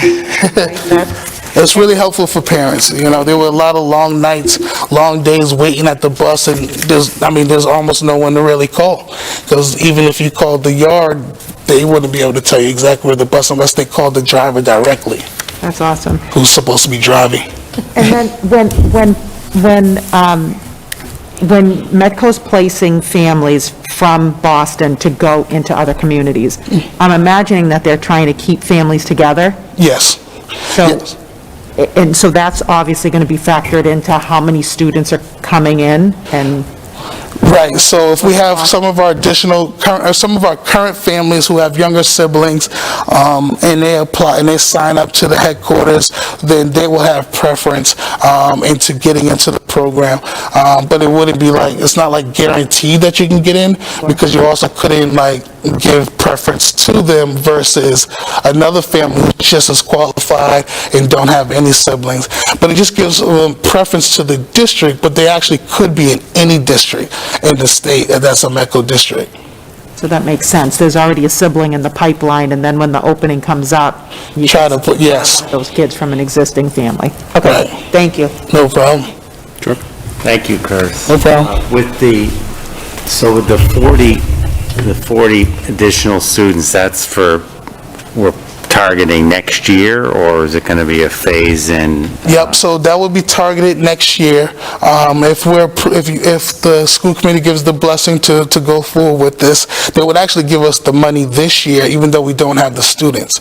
The great thing about that is a lot more social events, a lot more things that we could be doing to really, become one big community and just have some fun, and getting to know each other and nourishing these lifelong friendships. So with the graph you had where you're leveling off each grade at 10 students, is that, that you wouldn't mind situations where there'd be more than 10? It's like with the family example, you may have, 12 or 13, or because of Right. trying to keep families together, or is that something they're mandating? Yeah, so the 10 is just like a goal, like we don't want to go. Your goal or the? Yeah, it's just a goal to stay consistent. Like for our senior class, we only have one student in our senior class, and I don't want to see that happen again. I just want to make sure it's more even dispersed. But yes, some grades I expect will have more. But once we kind of level off, we're hoping that we get enough kids from MECO to level it off. Then we'll be starting every year at the second grade level with another 10 students as students exit the program. So yes, some classes will have more than 10. Yeah, as you and I have talked, I think that the earlier we can get them into the system rather than parachuting in at Right. middle school or what, it's just so important. For sure. I wouldn't really feel comfortable like bringing in high school students unless we lost a high school student and I want to replace that student. That's why I really would want to keep it at like 9th and 10th grade to do that. But yes, it's really crucial to, elementary kids, kids are just kids. They're not going to ask anything about who you are. They're just going to go to the swings and going to play. All right? So that's why starting this at the elementary level, I started in the second grade, is really key to the success of this program. Great, well, thank you. So thank you for this presentation. I wholeheartedly support this. Thank you. And I just, in general, want to thank you, Curtis, for all the work that you're doing. I'm just so grateful for your, the energy and enthusiasm that you bring, but also how creatively you're thinking about the program and how quickly you recognized the amount of work that needs to be done in Reading, but also your energy for approaching that work and for bringing us all in with you. I appreciate that. So the social events, all of it. I love that you're bringing everyone together and, the message of we're all MECO. I love it. I'm here for it. And I think this is very exciting. So thank you. I appreciate it. Thank you. John? Yeah, thanks. Curtis, similar comment. That page of improvements, or enhancements, I guess, already, in the 6 months or so that you've been in the role, is really encouraging. I think seeing things that are focused not only on academic outcomes, but even on simple sort of quality of life measures for our Boston resident students and their families is really, is just really encouraging to see and really appreciate that progress. I'm curious, you talked about things that could be funded. One of the things that stuck out for me was play dates on early release days, and as a parent of small kids, that's something that sort of resonates with me as something that would be a really fantastic part of the experience, for students both in Boston and in Reading. So I'm encouraged to just sort of see that creativity and see, more of that unfold and how those opportunities come to be. Definitely, thank you. Yeah, I think we could really tap in and take advantage of the early release days on Fridays for elementary school students and really make that a play date where, you know, the Boston bus may not come till 5 or 6 o'clock at night and kids can, you know, hang out in Reading with their friends. And hopefully, you know, some kids will do sleepovers like I did in both Reading and in Boston. So that we can really tap into that. Thank you. Yes, Dr. M, go ahead. I may be slightly biased because I've been working on this side by side with Mr. Martin too, but I am in the strongest of terms support this and endorse this, I think, for many reasons. First, for the benefits for all of our students, both our Boston residents and for our Reading residents. I think it is incredibly beneficial and powerful for our students to learn in diverse environments, and expanding our METCO program will allow our students to learn, our Reading students and our Boston students to learn, interact in more racially and ethnically diverse classrooms. I think that's critically important. So I am really excited about that impact of expansion. Also, just the ideas of what the funding would mean for the ways to build the program up. I'm thrilled for both our, for all of our, RPS students. And I want to particularly call attention to one of those on there I think is a game changer for kids, potentially life outcomes, is the visits to HBCUs. So I know would be the first district to launch that. I want to thank you for spearheading that. That is a game changer to open doors for kids. For a lot of our students who I've talked to, middle school students, Boston resident students of color who aren't aware of what HBCUs are, right? So open those doors and to go down with sort of under your leadership and others, I think is a game changer for kids. So I think, thank you for thinking both, I think systemically ways to improve the program, but also those experiences that are going to have such an impact. I also like to just say for the community too who's here, if you follow along in the packet, this expansion comes along with the expansion award for 40 students for us would be $260,000, which would be awarded to us in FY22 to support our expansion for FY23. So it's our commitment to showing that we will find a way to enroll 40 more students. So given that this has already been approved by DESE, we're now seeking school committee approval tonight, and if that goes through, then we'd be immediately awarded the funds for FY22. We'll begin working on ways to begin thinking about expansion. So just want to make, again, in my strongest of, endorsement, support this, and excited about where it would take our district. Thank you. Thank you. Thank you, Tom. I want to say something real quick, but then we'll get to the motion, although I think Sarah's trying to say something too. So I want to echo a little bit what Sean was saying. That first slide that showed all the changes, little steps towards excellence. Right. That's little tiny steps that make big differences towards excellence, and the conversations that Wayland's your target, right? Right. And as we share little things anecdotally as friends and colleagues, Yep. and seeing pictures of what you're expecting, what you're looking for, thinking about your experience and thinking about, the going to the wedding that you've recently attended. Yep. Those are the kind of experiences, rich friendships, lifelong friendships that this kind of program can build and should build. And I want to echo what Aaron's saying as well, your passion, the way you're bringing it about, the way you're bringing all of us into that conversation. Curtis, you've been an awesome addition to the team, and your passion to push this forward. Thinking about what we learned over the summer about where Reading was with METCO, and now where we are, getting this potential grant, getting 40 more kids, that's a monumental shift in a very, very positive direction in a very short time. Thank you, I appreciate that. I want to thank you for that effort. Dr. M, thank you for the effort as well. As you've gone through it with him and Sarah and Susan and everybody else, it takes a lot of us, but your passion has helped drive that and helped bring people together, and I want to thank you for that. Thank you. And like in your last thing, you just said it takes all of us, right? So, you guys are thanking me, but it's really all of us are playing part in this to make these things happen. So our CEO, when she pulled me to the side a week ago, I don't know what you all are doing, but you all are doing some great historic things so far. And my response to her is that we haven't even officially started yet.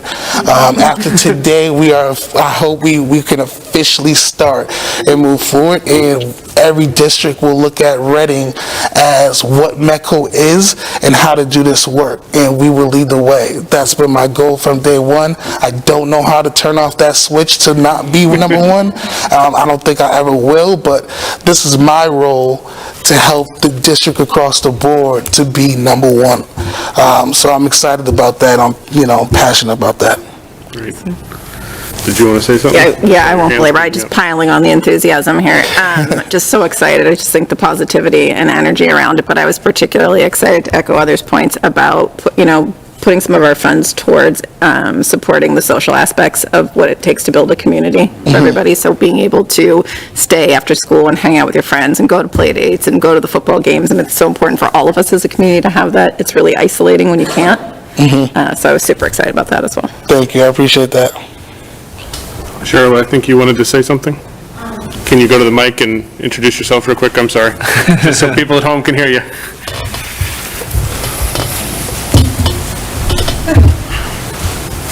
I'm sorry, I'm a little choked up, because I did know some of the news, but a lot of you know me. I've been in this part, been part of the Reading community for about 16 years now, and I'm so excited. I can't even, anyways, but I'm excited because this is work that has been a long time coming. I like to thank Curtis for spearheading it and keeping at it and being that energy that was needed.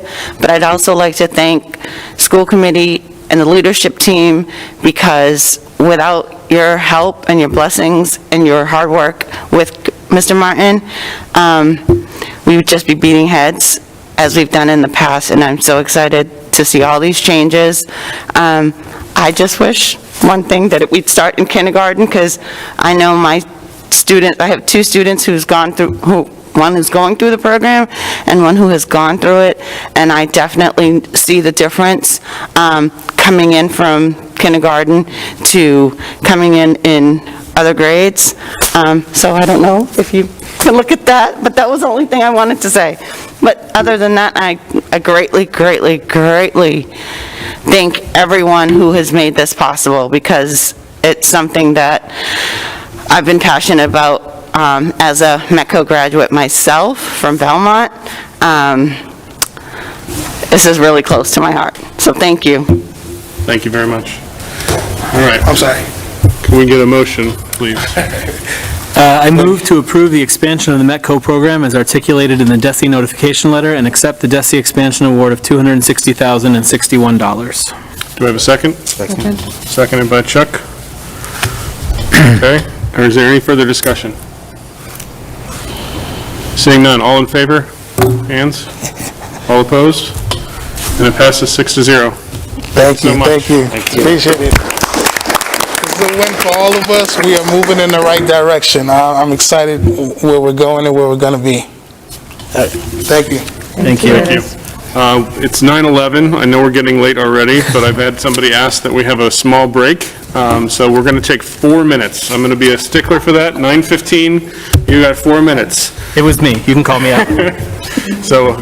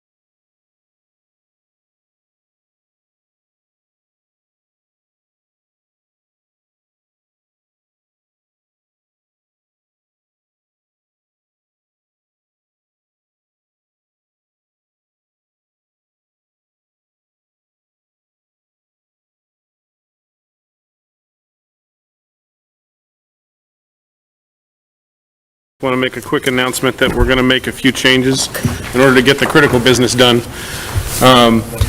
So I'm going to, when it comes to time, I'm going to make some order changes and move the policy EBCFA regular data towards the end of the meeting. And I'm going to move the school calendar towards the end of the meeting as well, although it's pretty close to the end as it is. Because there are some things that are time dependent that I want to make sure we take care of, and the school calendar is in there, but we don't necessarily have to approve it today, so we'll move from there. So with that said, Michelle? So I am very grateful from the break because somehow every time I present, I always have to follow Curtis. And it's a really tough position to be in, so I'm going to do my best. So I did things a little different this year. So you have the traditional memo in your packet. I looked at it, me and my team took a look at it, and we just didn't feel like it gave you the story of what's going on in the district, especially when in the HR and recruitment space. So we put together these dashboards so you can get a real sense of everything that's going on in the district. And so I'm going to walk you through these dashboards. So you do have the memo with the line by line of every hire we've made, every FTE, general exits and for teachers outside. So I can absolutely take questions on those as well, but I'm also going to walk you through our HR dashboards so you can get a sense of some of the stuff we've been working on. So I want to show you an overall district headcount. We have 949 employees in the district. Since July 1st, we have hired 190 in total.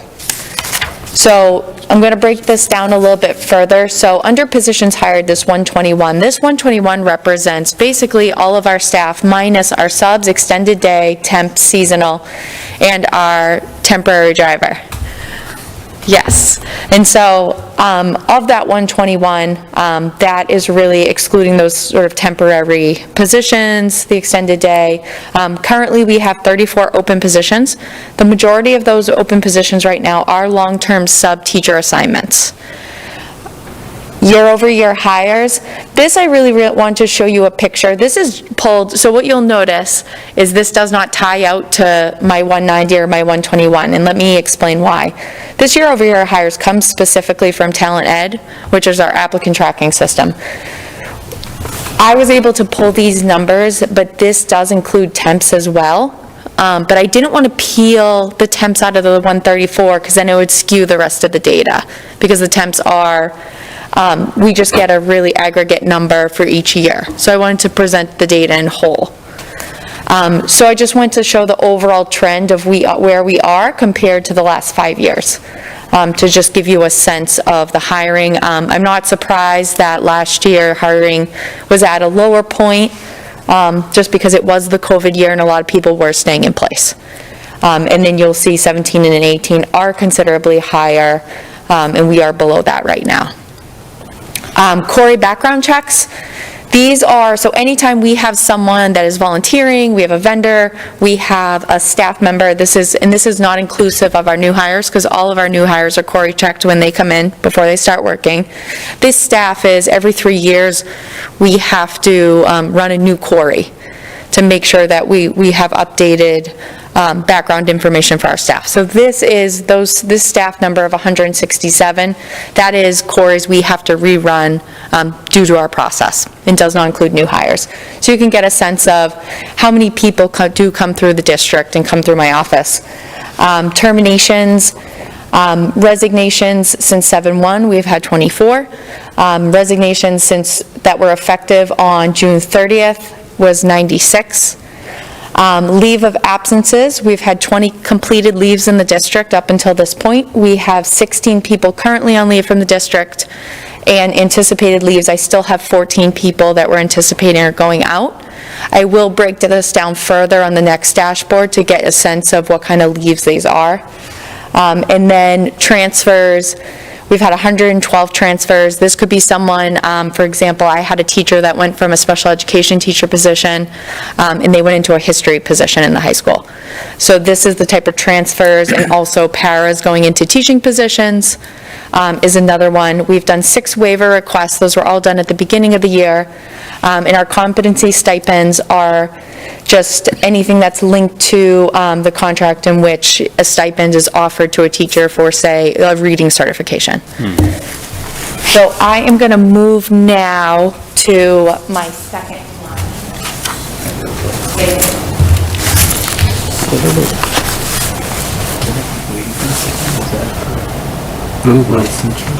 Maybe, yeah, you can ask the question though. Thank you. And It you went turned off it again.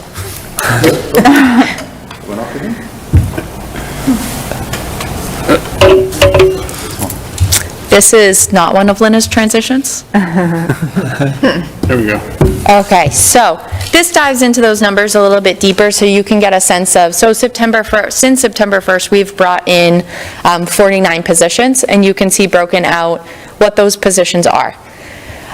We have 34 positions that are currently open as of Friday, and you can see where those are. We have made considerable progress in our paraeducators, our daily substitutes, which I will get into some more, and our cafeteria staff. We have hired quite a few members of our cafeteria staff that we have brought on the last few months. So we only have 4 positions open there currently, which is a huge progress for us, given where we started at the beginning of the year. So leaves across the district. This is where I break out what our completed leaves are. So we have 4 personal leaves. Medical illness was 14, maternity, paternity was 2. In terms of people that are currently on leave, we have 3 personal leaves, 7 medical illnesses, 6 maternity, paternity, and we still have many leaves that are upcoming. So we have 3 personal leaves, 0 medical illnesses, and this is only what we know about currently. Obviously, things change depending on what's going on in the district. So this is what I'm aware of. And then maternity, paternity, we have 11 leaves still to come this school year. Long-term, related to those long-term sub positions, we have completed 3 long-term sub assignments.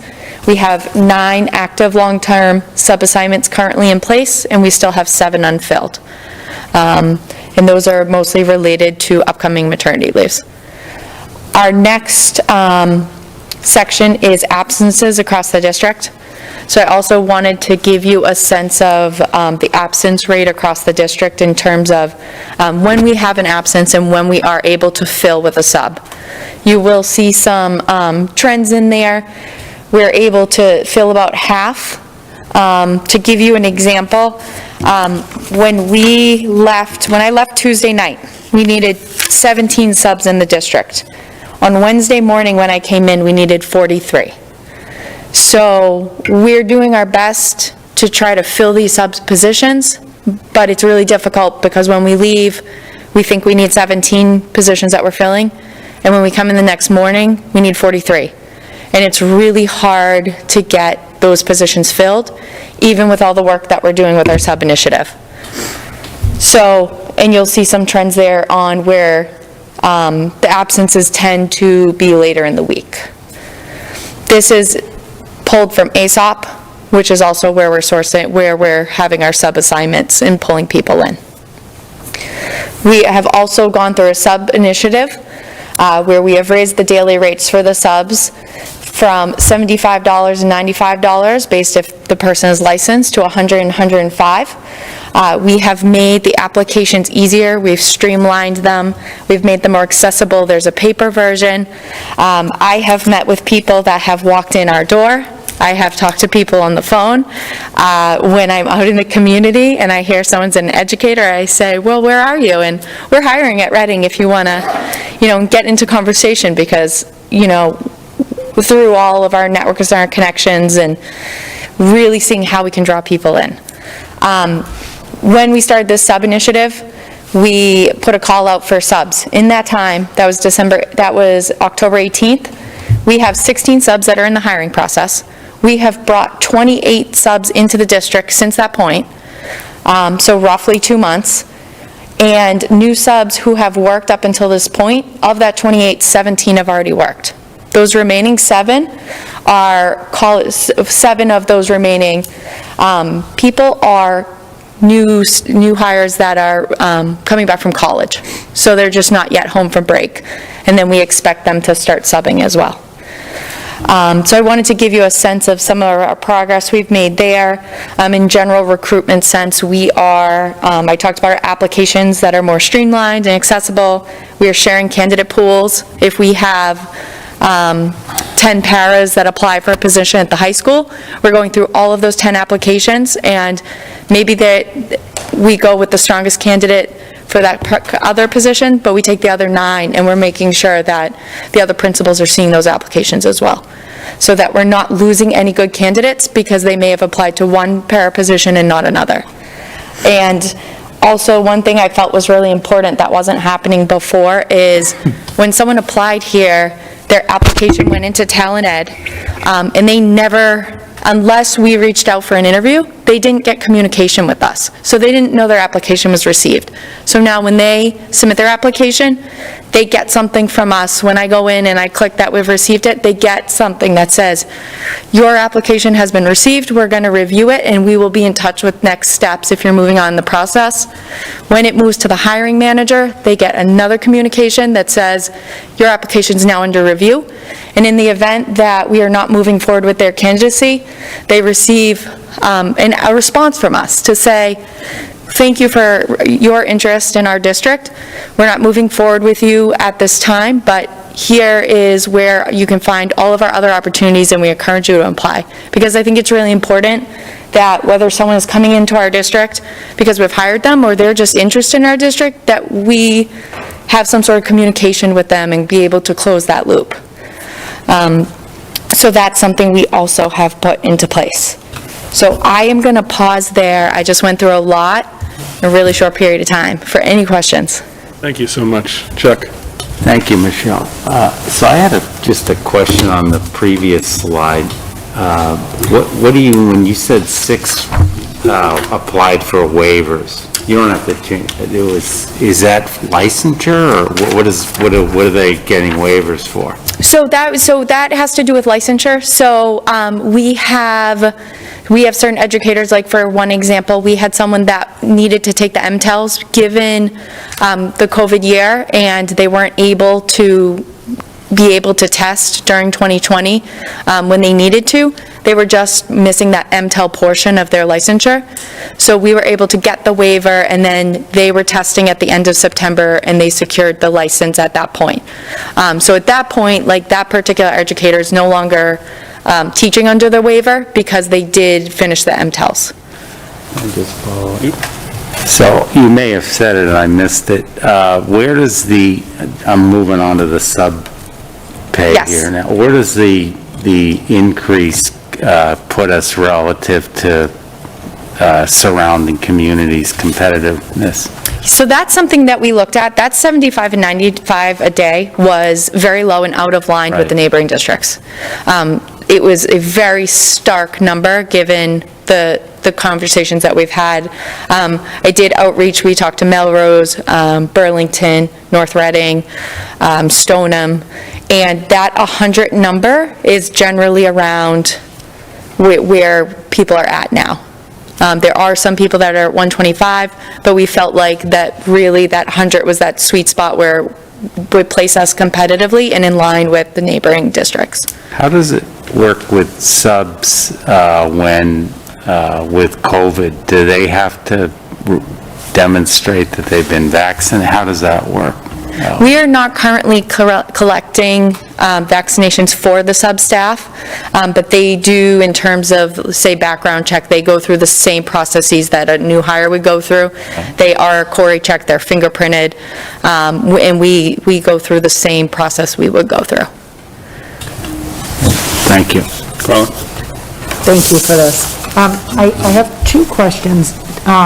Do we have any volunteers in the district? Yes. We do.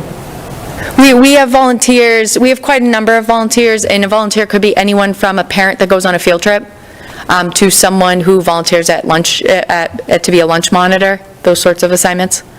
Okay, but not necessarily as substitutes anymore, and like, Not substitute volunteers, no. okay.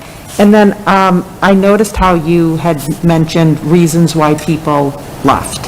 Yes. And are you currently doing exit interviews? We are not. So that is an area that I know that has to be addressed. So what I was hoping to do, there are many areas I want to get into. I felt like onboarding and recruitment were really important for us to be able to address right away. Especially when I was looking through the exit data. And that's why part of the reason when I got to that, where I had such a strong reaction to the memo, because I don't feel like it gave us a proper handle on why people are leaving the district.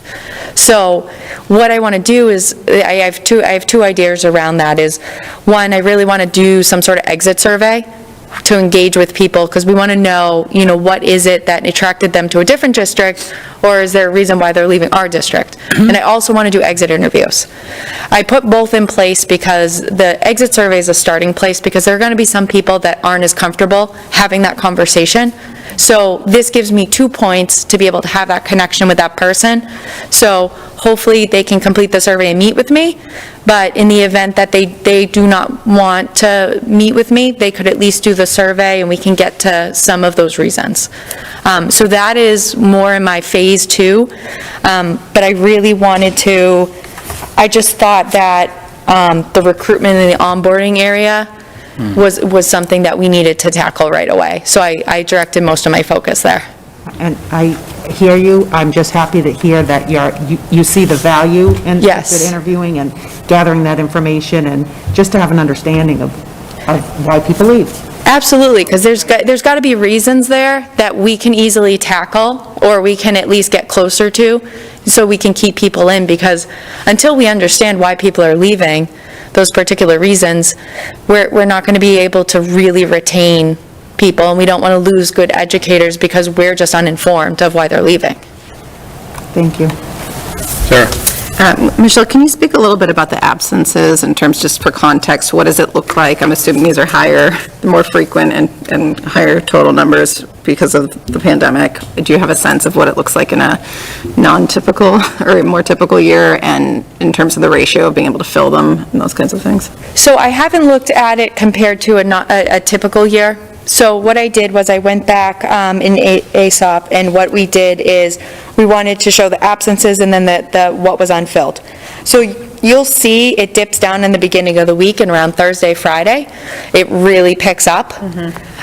For example, the Friday after Veterans Day, we had 68 absences in the district.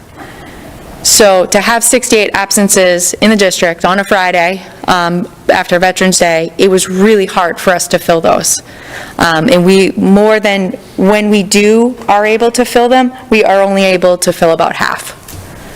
And we are getting new subs into the system, but sometimes it's difficult to keep up with the demand. And especially, we have a lot of subs that like to plan, so they're able to go on the app and they're able to choose assignments. So a lot of these subs will do this days in advance, so it just makes it more difficult where they may have already had their day planned, and they may not the next morning, or they may not check, they may not think about it. So one of the things I'm trying to think through is is there something, that we can do to try to get people in? We did do a sub-survey to understand what people like about subbing in the district, what we could change. If they're actively subbing, we also are going through our current sub list right now, and we are individually calling, someone from my office is individually calling every single sub on our sub list to figure out if they're actively subbing. If they're not actively subbing, why not? And just to do a touch point of how things are going. So we're doing whatever we can to get in touch with people and figure out, how we can get them more active. Thank you. Sean? So I just first want to echo Carla's comments about the exit interviews, and I'll be thrilled when we get to a better place there. I've always felt found another position as a useless piece of data, right? You know? Yes. There's literally nothing I can do with. I at that point, I was going through the memo and I stopped and I'm like, this is not helpful information for us. Yeah. Like, we need to know more. This isn't telling me anything. That's right. So then that's when I pivoted to the dashboard. No, and so that's my second point. So I really appreciate the dashboards. I'd like, this is a clear focus on sort of the data from a staffing perspective that's most relevant to our current context and the things we're struggling with now. So I really appreciate this view and some of these data points. I did have one thing that I didn't, maybe I'm probably missing something obvious, but in the open positions pie chart there on the upper right, it says we need 3 daily substitutes. How do I square that with still having so many unfilled absences on a daily basis? Like, doesn't that imply that we probably should have still a larger pool of daily substitutes available? We really want a larger pool, definitely Yeah. more than 3. Okay. So that is something that we actively want to do. So some of those daily substitute positions are related to leaves. That has been a really difficult thing for us this year, because what we did is, for August, we're staffed up and we are getting everybody in the door and onboarded. And then what is happening is we're getting a lot of leaves. And so then we're trying to react to that. And now we're trying to find, say, like long-term subs that are going to fill those seats. And that's very hard to do if we, find out in November that we have 3 leaves in March that we need to fill. Because it's very hard to find educators, because at that point in November, many educators have already settled in a district. And even the ones that were later to starting have also already found positions. So right now, what we're really hoping and working to do is grab some of those December grads and see if we can get some educators that are early in their career to come join us. Thank you. Erin hasn't had a chance, so over there, we'll come back to you. Regarding the number of absences, so I know, like when a student is absent, you have to be pretty specific about why your student is absent and when you expect them to come back. How much information are we getting about the staff absences? Like, I'm actually wondering about mental health, because I just keep hearing that the needs are so intense with the students right now that it's having an impact on the teachers. So between the pandemic and mental health, I'm wondering how much information we get about absences, or can they just call in sick and we have They no can idea just why? call in sick. So there are some reasons, there's some things that we know, right? Some people do share with us, the flu is going around. I had the flu myself a couple weeks ago and I was out for a couple days. We know COVID is an issue and we've seen an uptick in cases. In other situations, someone can just say that they're sick. They do not have to give a reason. We don't ask for a reason, but people are able to just let us know that they're not feeling well and aren't going to be in for that day. Becky, you want to ask another question? Yeah, so I don't mean to beat the death out of the sub, but, we went through well, you weren't here yet, but last year with we couldn't fill. Yes. And all I wanted to say is just don't be afraid to go to central office and say, I don't know when the last time you looked at that 100 and 105, but with inflation, where it is going right now, and we're hearing every day that they can't find there's just an employment shortage. So if you come to us and say we need to do more with that, we'll listen. So I'm not sure that will solve our problem, and let me tell you why. Because we had a list of about 86 people that were subs, and some of that feedback that we heard is we need to fill the sub, we need to raise the sub rate, and we listened and we raised the sub rate, and a lot of those people are still not subbing. A lot of the people that we have subbing in the district are these new subs that we're bringing in. And so that may be something for us to look at, but I don't know if it just didn't seem to make a substantial You mentioned that difference. somebody was at 125 or something. That's a big difference. That's a big difference, yes. So, I'm not sitting here saying we should go to 125, but all I'm saying is don't be bashful if you think, Yes. if that's a problem for us, because we don't want to get into that situation where you're got everyone scrambling around trying to fill 40 slots at Yes. 7:30 in the morning, It's very difficult for a position for the schools to be in. I know for myself, I've gone over, I have subbed a music class, I have worked lunch duty, so lunch duty at Killam is a blast. So I can't emphasize that more to people. And so I'm trying, however we can, to get people in. Thank you. Thank you so much, Michelle. Anybody else?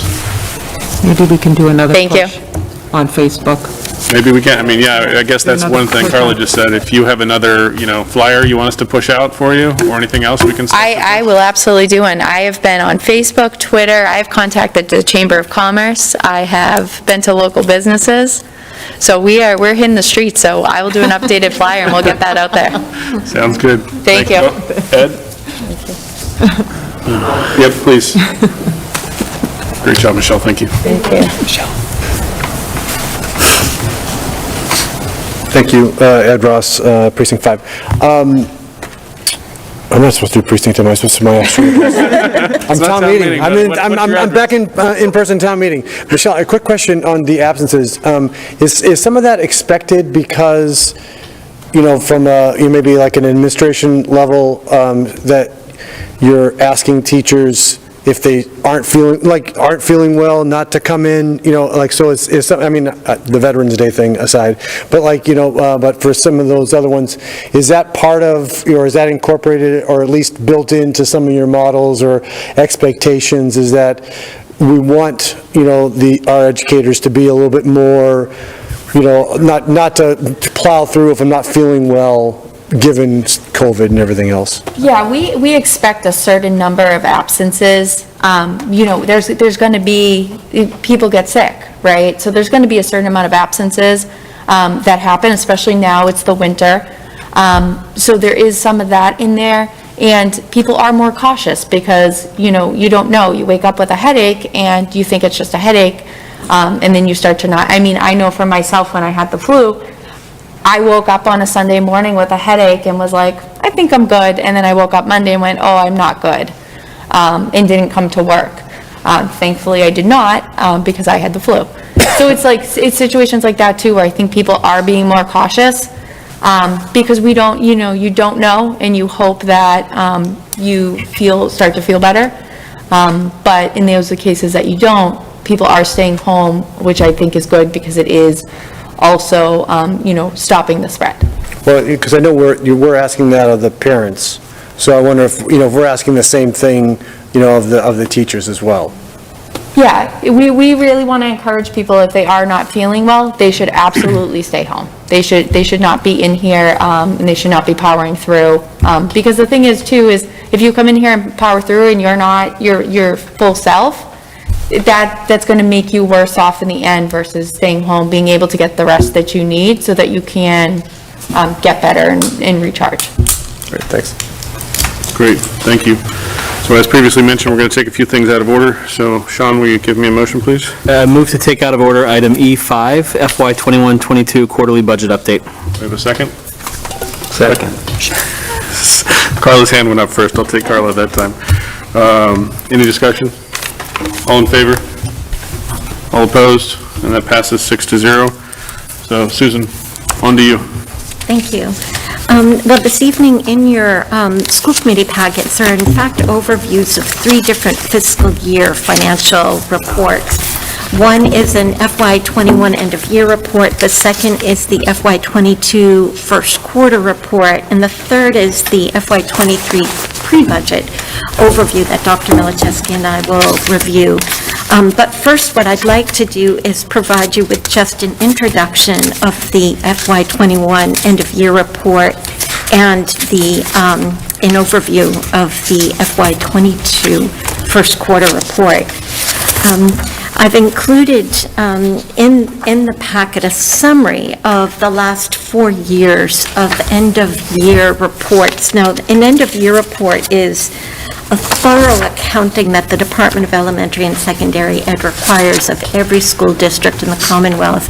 They want data on all of the revenues received and all of the expenditures incurred by the school department and on behalf of the school department. And for those of you who prefer just a 30,000-foot trend overview, I've provided a summary of the FY18's through FY21's end-of-year report by major category.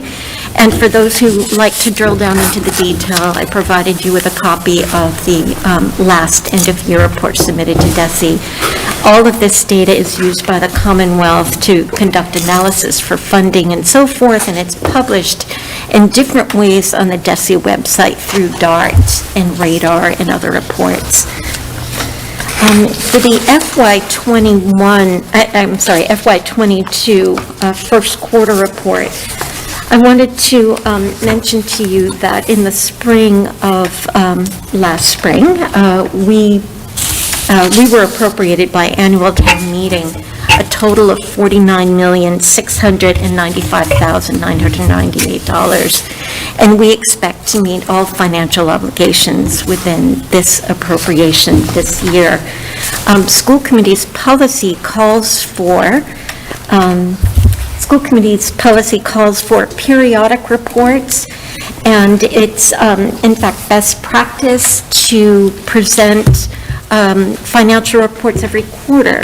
So this first quarter report extends from the period of July 1st through September 30th. The second quarter report will be ends on December 31st and will be presented at the end of January. We'll continue to present quarterly reports through the end of the school year and fiscal year. Up on the screen, you'll see that we are projected at the end of September to have a balance of about $193,000. In the quarterly report, you'll see that I've divided this report into 4 sections. The first section provides an outline of all the 5 cost centers that make up our appropriation. The projected balance of $193,000 is made up of surpluses within just about every category.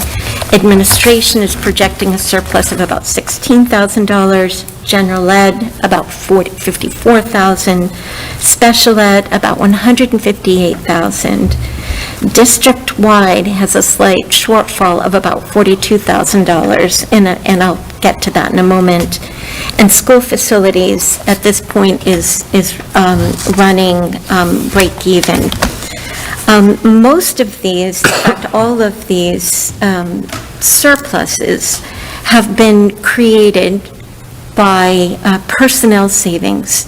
There have been positions that have been unfilled or delayed in being filled. There's substitute teachers that funding that will not be spent. There have been delays in non-hiring of paraprofessionals. So all of these savings are generated from personnel costs. At the end of December, when I prepare the quarter 2, we expect to see some fluctuation in that. At the end of November, I went in and looked again at our finances, and it looks like we're holding steady with this projected outcome. But every quarter, balances can shift and change because there are unanticipated expenditures that come about.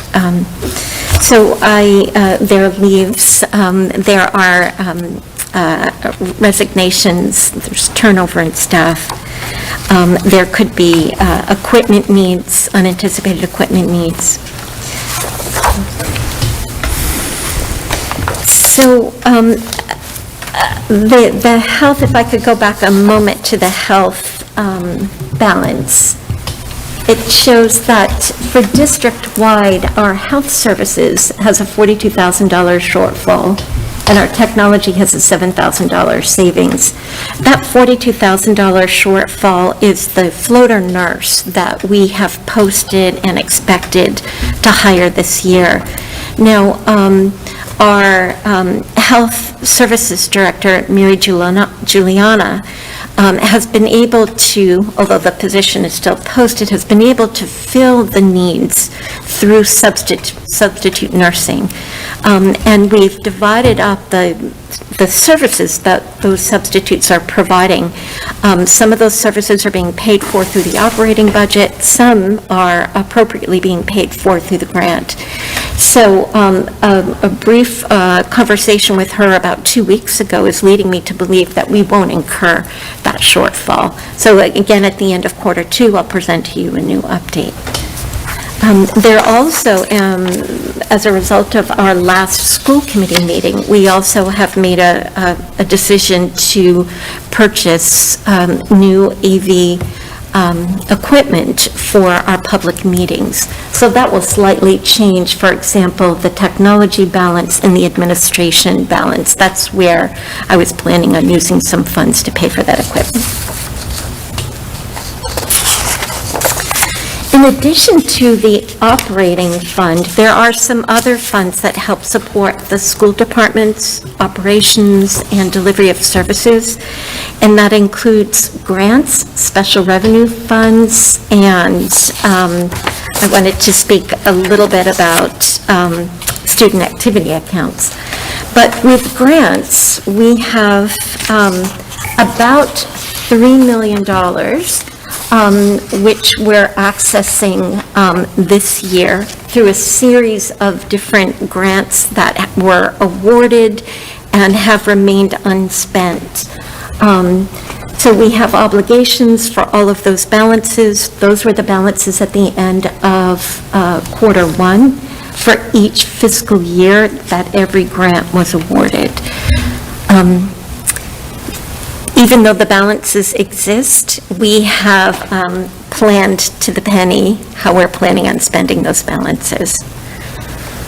They're essentially, if you can think of those balances, you can essentially think of them as being encumbered, like we encumber for non-personnel items. In terms of the special revenue funds, including at the end of this report, shows all of the special revenue funds for which we have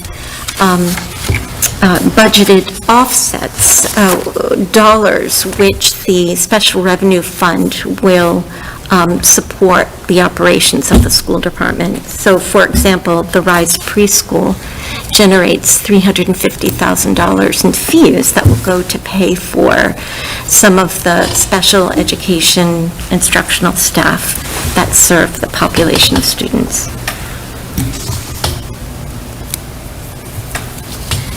And then before I shift into student activity accounts, I wanted to pause for a minute and ask if you had any questions and also to seek your feedback.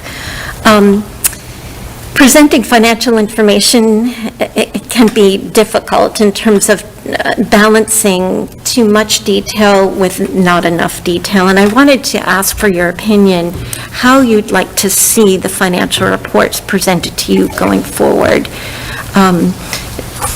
So if you could also provide me that feedback, I'd really appreciate it. Sure, go ahead. Thank you, Susan. I'll give you feedback. I did have a question on the nurse.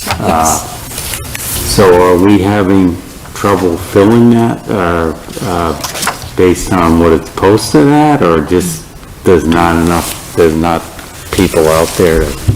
Do we know what the problem is with that? So two things I think are happening. One being, Mary, she feels wants to find someone with the right qualifications that she thinks fits the needs of the role, and she hasn't quite found the right fit. She's had some candidates, but not the right fit. Two, she thinks that she's found a groove now with filling that with sort of some of the daily sub nurses. A couple have committed to 2 days, other committed to 3 days. They've pieced it together. Some do a morning here and there, helping with test and stay. Some do those. So she's kind of pieced the role together. And she actually might feel like for the time being, that's a better solution than finding someone who's coming in the role for more of a, full-time, float nurse role. Okay, just because I sensed there was a sense of urgency to get that filled, and, okay. Thank you. In terms of I'm comfortable with the way you're presenting this. Yeah, I like the format. I don't think it's, I don't know whether we would need to know about all these different funds every quarter, but definitely the first slide that shows where each cost center is important. I'm comfortable with it, maybe others, I don't know. Anybody else? Sean? I'll just echo Chuck's comments about sort of comfort with the format. One thing I particularly appreciated, honestly, was getting a reminder of all the individual grants and what they're allocated against. We talk about it periodically and as grants are awarded, and but sometimes it sort of slips your mind what pays for what. So I appreciated that. I did have one question just to follow up on the health services piece. There was a comment about a number of hours being required for contact tracing. Yeah. My understanding is the state is winding down their support of contact tracing programs. Were we reliant on the state in any way, or do we expect that to go up in terms of our own contact tracing effort? I will need to check in with Ms. Giuliani, but I understand that after having conversations with her, the amount of funding that we've budgeted and projected through the balance of this year, both in our operating budget and in our DPH grant, will be sufficient to meet all of our contact tracing needs. Great. So, yeah. Thank you. Anybody else? Carl? I don't know, this is just maybe a semantic thing. When we're looking at budget pages, Yeah. is there any way to put the header? Oh, Is there any way to have the header on each page? Sure. Sometimes I don't know if that's even possible. If it's not, it's fine, but it's just easier, I think, when you're flipping through to just have headers instead of trying to look up to see what they are. I will do that, yeah. Not seeing anything else. I mean, I think my feedback here is, I think I already told you some of this really, but this is the first time I think we've seen the actual filing that goes to the state. And I think that's a good thing.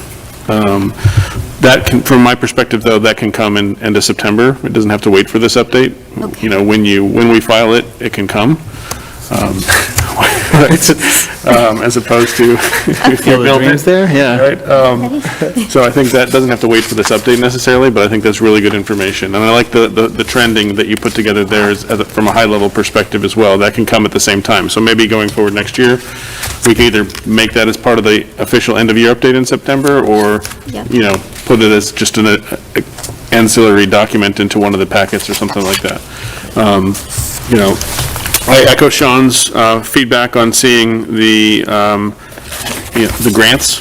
And I think the one thing as you know, I struggled with is why am I seeing a Q1 balanced FY20, a Q1 balanced FY21, a Q1 balanced FY22? So just think about that from a Yep. demonstration of what that actually means. When you write it up, a little side note or something like that might be good. Sure.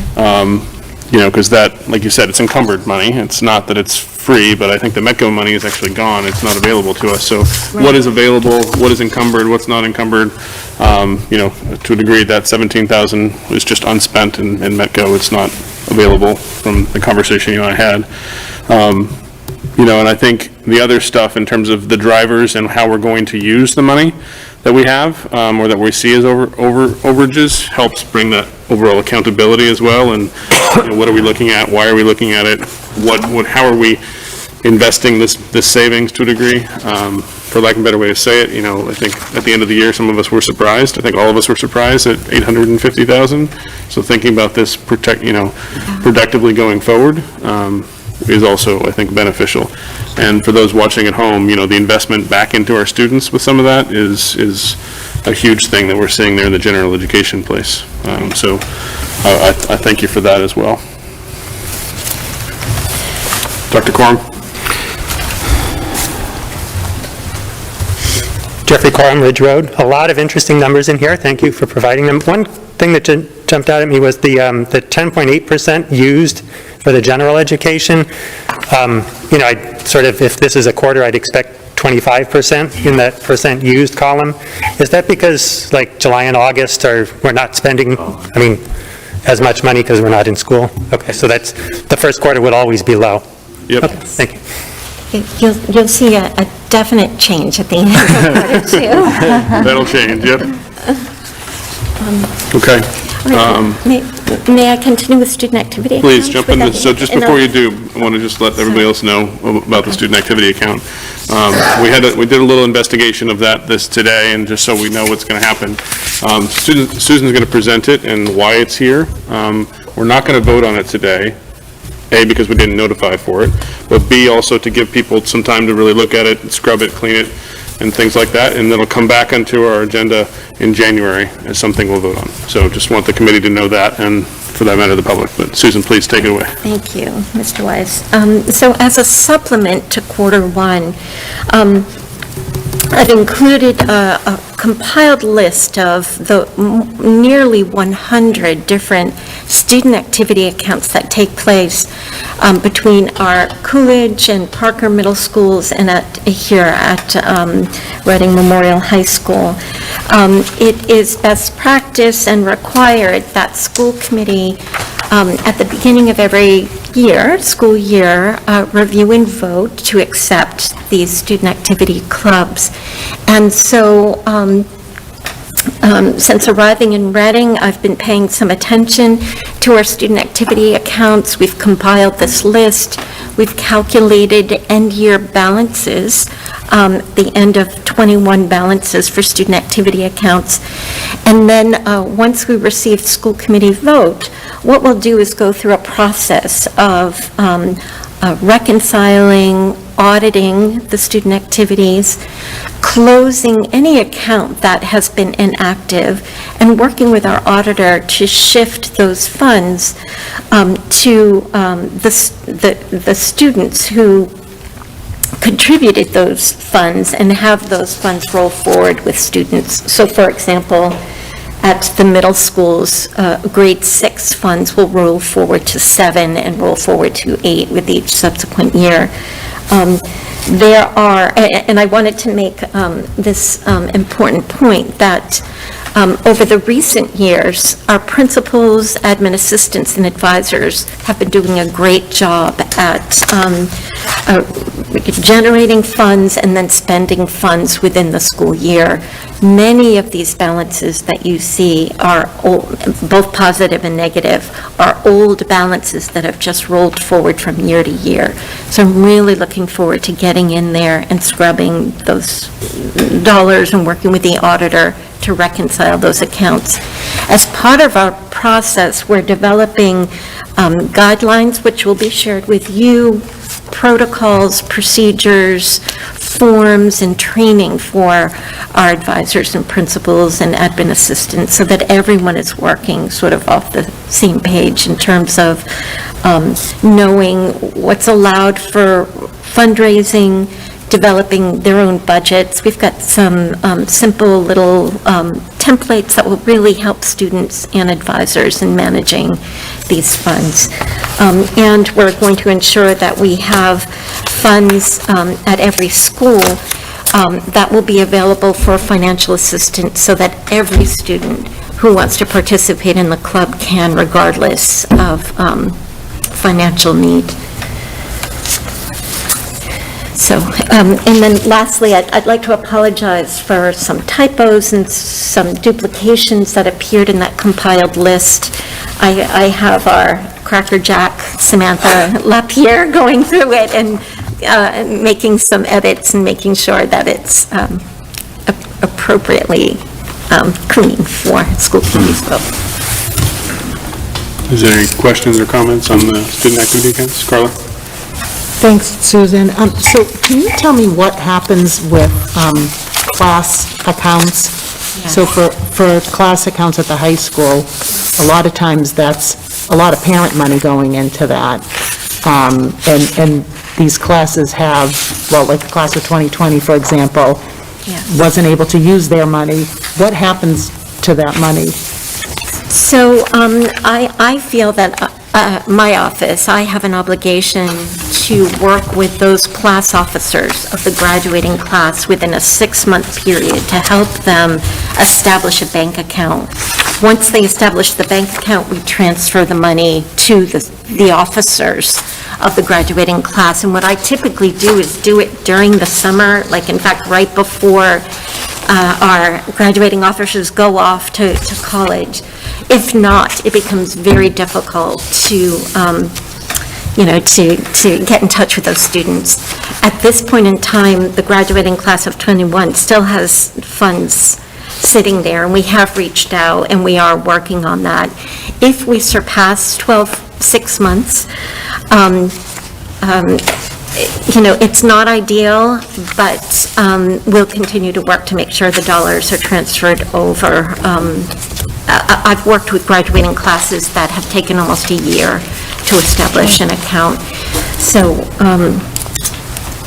no graduating class will lose their funds. Great, thank you. As I'm managing this. Thank you. Okay, you're welcome. Any other questions? Okay, seeing none. Thank you, Susan, for all the work. That's a monumental lift, really, is what it looks like, so I appreciate the effort.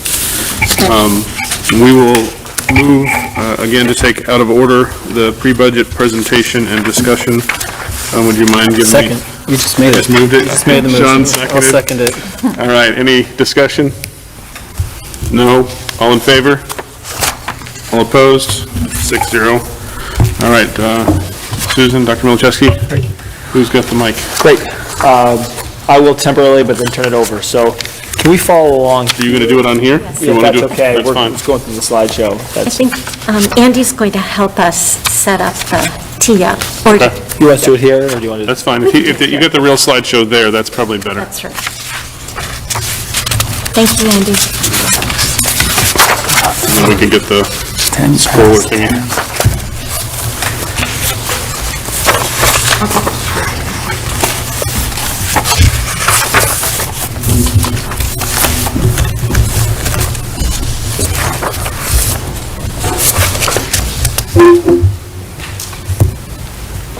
Andy, it's powered off. Do we need to do anything?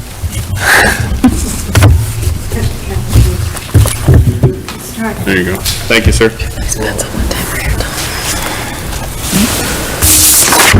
Great, so Susan and I are going to jump in and walk through this together, so we'll be working back and forth on this. Want to start by first expressing our enthusiasm to dive into the budget season here. For our first budget season together here and our first budget season working with the committee, and excited to show how some of the things that we've been talking about and some of the things we think are really important for our schools moving forward and to go to where we want to go, reflect in the budget here as we move forward. So tonight, we just want to emphasize that this is, as we know, the first conversation, this is as we list here, pre-budget presentation. So we just have two simple goals for this presentation. First, we want to develop a shared understanding of the process we've gone through and we're going to continue to go through to develop the FY23 district budget. And then we also want to provide the school committee and the community here with a general overview of some of the emerging priorities in the district. So we've spent a lot of time, as you know, listening to various stakeholders over the past several months, spent a lot of times in classrooms. Wanted today share a lot of the different things that we've heard, seen as potential priorities for us as a district. Tonight's not the night where we're going to dive into the weeds and necessarily have trade-off conversations and strategy conversations about, well, should we invest in this versus invest in this? Tonight, we're trying to lay out, here's all the different things that we've heard, and give us some potential direction of where we could go over the next few weeks. So just want to again say we're going to try to stay as high level as we can with this presentation. So I'll turn over to Susan. So, thank you, Dr. Milichewski. So this slide shares with you just a brief summary of the amount of budget and incremental increase we're looking for between FY22 and FY23. As I reported through the quarter one report, our appropriated budget for this year is $49,695,998. That the Finance Committee identified an FY21 budget for the school department, which totals $51,783,000. 23? 23. FY23? I'm sorry. Just making sure, you said FY21. so- Oh, I'm sorry. I'm sorry, FY23, my apologies. Of $51,783,363. And that incremental increase between this year and next year is $2,087,265. This percentage increase year over year is 4.2. In the footnotes, I've noted that of this almost $2.1 million, $133,750 is allocated as an accommodated cost to our out-of-district special ed tuition and transportation, and the balance of $1,953,615 is allocated to all other school department increases. There's also a note that the town, that incremental increase of almost $2.1 million represents 63.5% of the available funding. That's how the town split an increase for the school department versus the town. And then next slide. I wanted to begin to share with you the budget development timeline and the amount of time we've been working on the budget indirectly and directly. Between July through December, we've listened to the needs of all of our stakeholders, and we've defined an approach to our budget development. We've worked with school committee to hear from you about your guiding principles, and we've worked with DLT and other members of the community to identify emerging priorities. And then in November and December, we really got down to some explicit budget work. We engaged with our leadership teams on budget priorities. We met with principals and district leadership team members in large meetings, small meetings, one-to-one discussions, weekly principals meetings by level. And I individually met with principals to go through their personnel and non-personnel budgets to ensure that the foundational budget was appropriate to meet their day-to-day needs for next year. Our other conversations took place on a higher level in terms of understanding what our emerging needs were. We also this evening are presenting the budget overview to school committee. In January, we're going to continue to conduct meaningful discussions about the budget. So we're continuing on our listening and seeking feedback. During the month of January, there are a series of meetings during which we'll hear from a number of cost center coordinators. Will be, let me say that in some cases, regular day and special ed, we might split up those presentations and hear from them over 2 different nights. We will have a public hearing at a school committee meeting, which is scheduled on January 20th. We'll continue to discuss and vote on the budget. School committee will vote on the budget at the end of January on the 27th and submit to the town manager on the 31st. In March, although it's not on the slide, the presentation will be made to Finance Committee, and then in May, following annual town meeting, school committee will make a final vote on the operating and capital budget.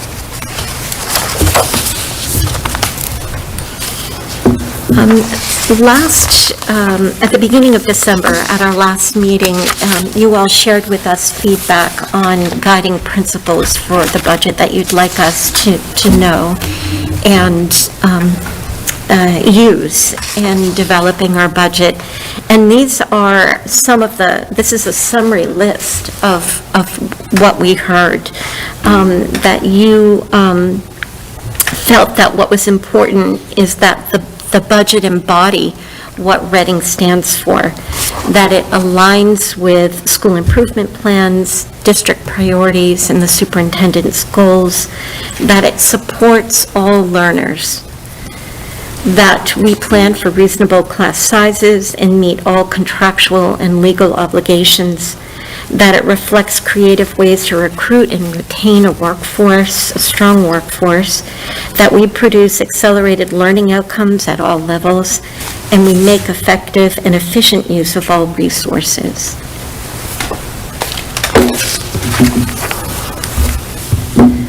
This is an outline of what the district leadership team's approach has been to developing the budget. We are trying to and working toward articulating a foundational plan to invest in student growth that sets the stage for long-term planning, long-term strategic planning. We've looked to engage all stakeholders in a very collaborative process. We've identified emerging priorities to support the growth of all learners at all levels. We have spent a good amount of time at maximizing existing resources through efficiencies and leveraging all funds, and that includes taking a look at roles and responsibilities of staff and shifting and realigning our resources. We've considered enrollment projections, class sizes, and teacher-to-student ratios, and we've ensured all contractual and legal obligations will be met. And these are our commitments, and I'm especially fond of this slide. We have ensured and strive to ensure that the process is collaborative, transparent, and that all stakeholders' voices are represented. This is going to be a budget that stands for equity and inclusion and access by all learners. We're going to make decisions that are student-focused and data-driven and intentional. We're aligning priorities with our school improvement plans, district priorities, and superintendent's goals. We're leveraging all sources of funding. We're working collaboratively with the town. We're being strategic, thinking long-term, and finding ways to allow for some flexibility in the budget as we learn new needs and hear more from the work that's being done this spring in order to accelerate students' learning. And we're considering and integrating strategies that have been piloted so that we can replicate those and know that they come with proven results. And then the next slide is a listing of all of the stakeholders who we've heard from so far. Their students' voices came through the Youth Risk Behavior Survey and through various assessment data. But I also wanted to mention that earlier this week, we had a group of GSA members here from the high school who came and spoke with our DLT team, and it was so appreciated, and we were so grateful to hear from students about how we could better support them. Teachers' voices through surveys, through responses in professional development programs, and through classroom visits. Instructional leaders' voices have been heard through district leadership meetings, small group, and one-to-one discussions. Parents' voices have been heard through school councils and listening tours. Your voices have been heard through our discussion on guiding principles, but also every meeting, there are rich discussions about what our district stands for and how we need to use our resources to support our school improvement plans. And then the community's voices through collaborative committees and community partners. So, Dr. Milichewski, should I continue? Great. On this slide, as we've gone out and listened and discussed and observed, we've identified three overarching emerging priorities. The first is to support students' social and emotional needs through multi-tiered instructional and through instructional services and other support services. The second is to improve academic outcomes and growth for all students within a safe, equitable, and rigorous learning environment. And then lastly, to enhance adult practices and streamline operational systems to increase efficiencies and effectiveness in serving students. The slides that follow are broken down by level, elementary, secondary, and district-wide, and it lists some very specific ways that each level can move forward in meeting these three overarching priorities. And I just wanted to mention that on the next slides, there are lists, but by no means interpret the lists as priority order. It's just simply a list of emerging priorities that fit within these three categories. And to emphasize where we are in the process right now as we work into this is us listening at this phase and generating some of these ideas that, people believe are ways to get us towards those priorities, right? We are not tonight narrowing in on selecting some of these versus others and saying we want to invest in, say, to pick two, adding assistant principals versus adopting a social emotional curriculum. What's the payoff? What's the trade-off financially? And things like the impact on student learning. That's not what we're going to have today. We wanted to show a list of some of the things that have popped up in our conversation with various stakeholders. Given the time, I'm not going to kind of talk through the rationale of all of them right now. I'm just going to read them in case people at home can't see the screen. For elementary, not in priority order, we've heard around refining the role of team chairs and sustain the budget, so it's not just through the grant funding, but part of the operating budget. Add adjustment counselors, ensure small class sizes, create integrated role for Boston coordinators, add assistant principals, provide impactful professional development, build literacy uniformity, integrate curriculum coaches, fund universal full-day kindergarten, adopt social and emotional curriculum. Right. That is a laundry list of potential ways to kind of think about how to move us towards where we want to go.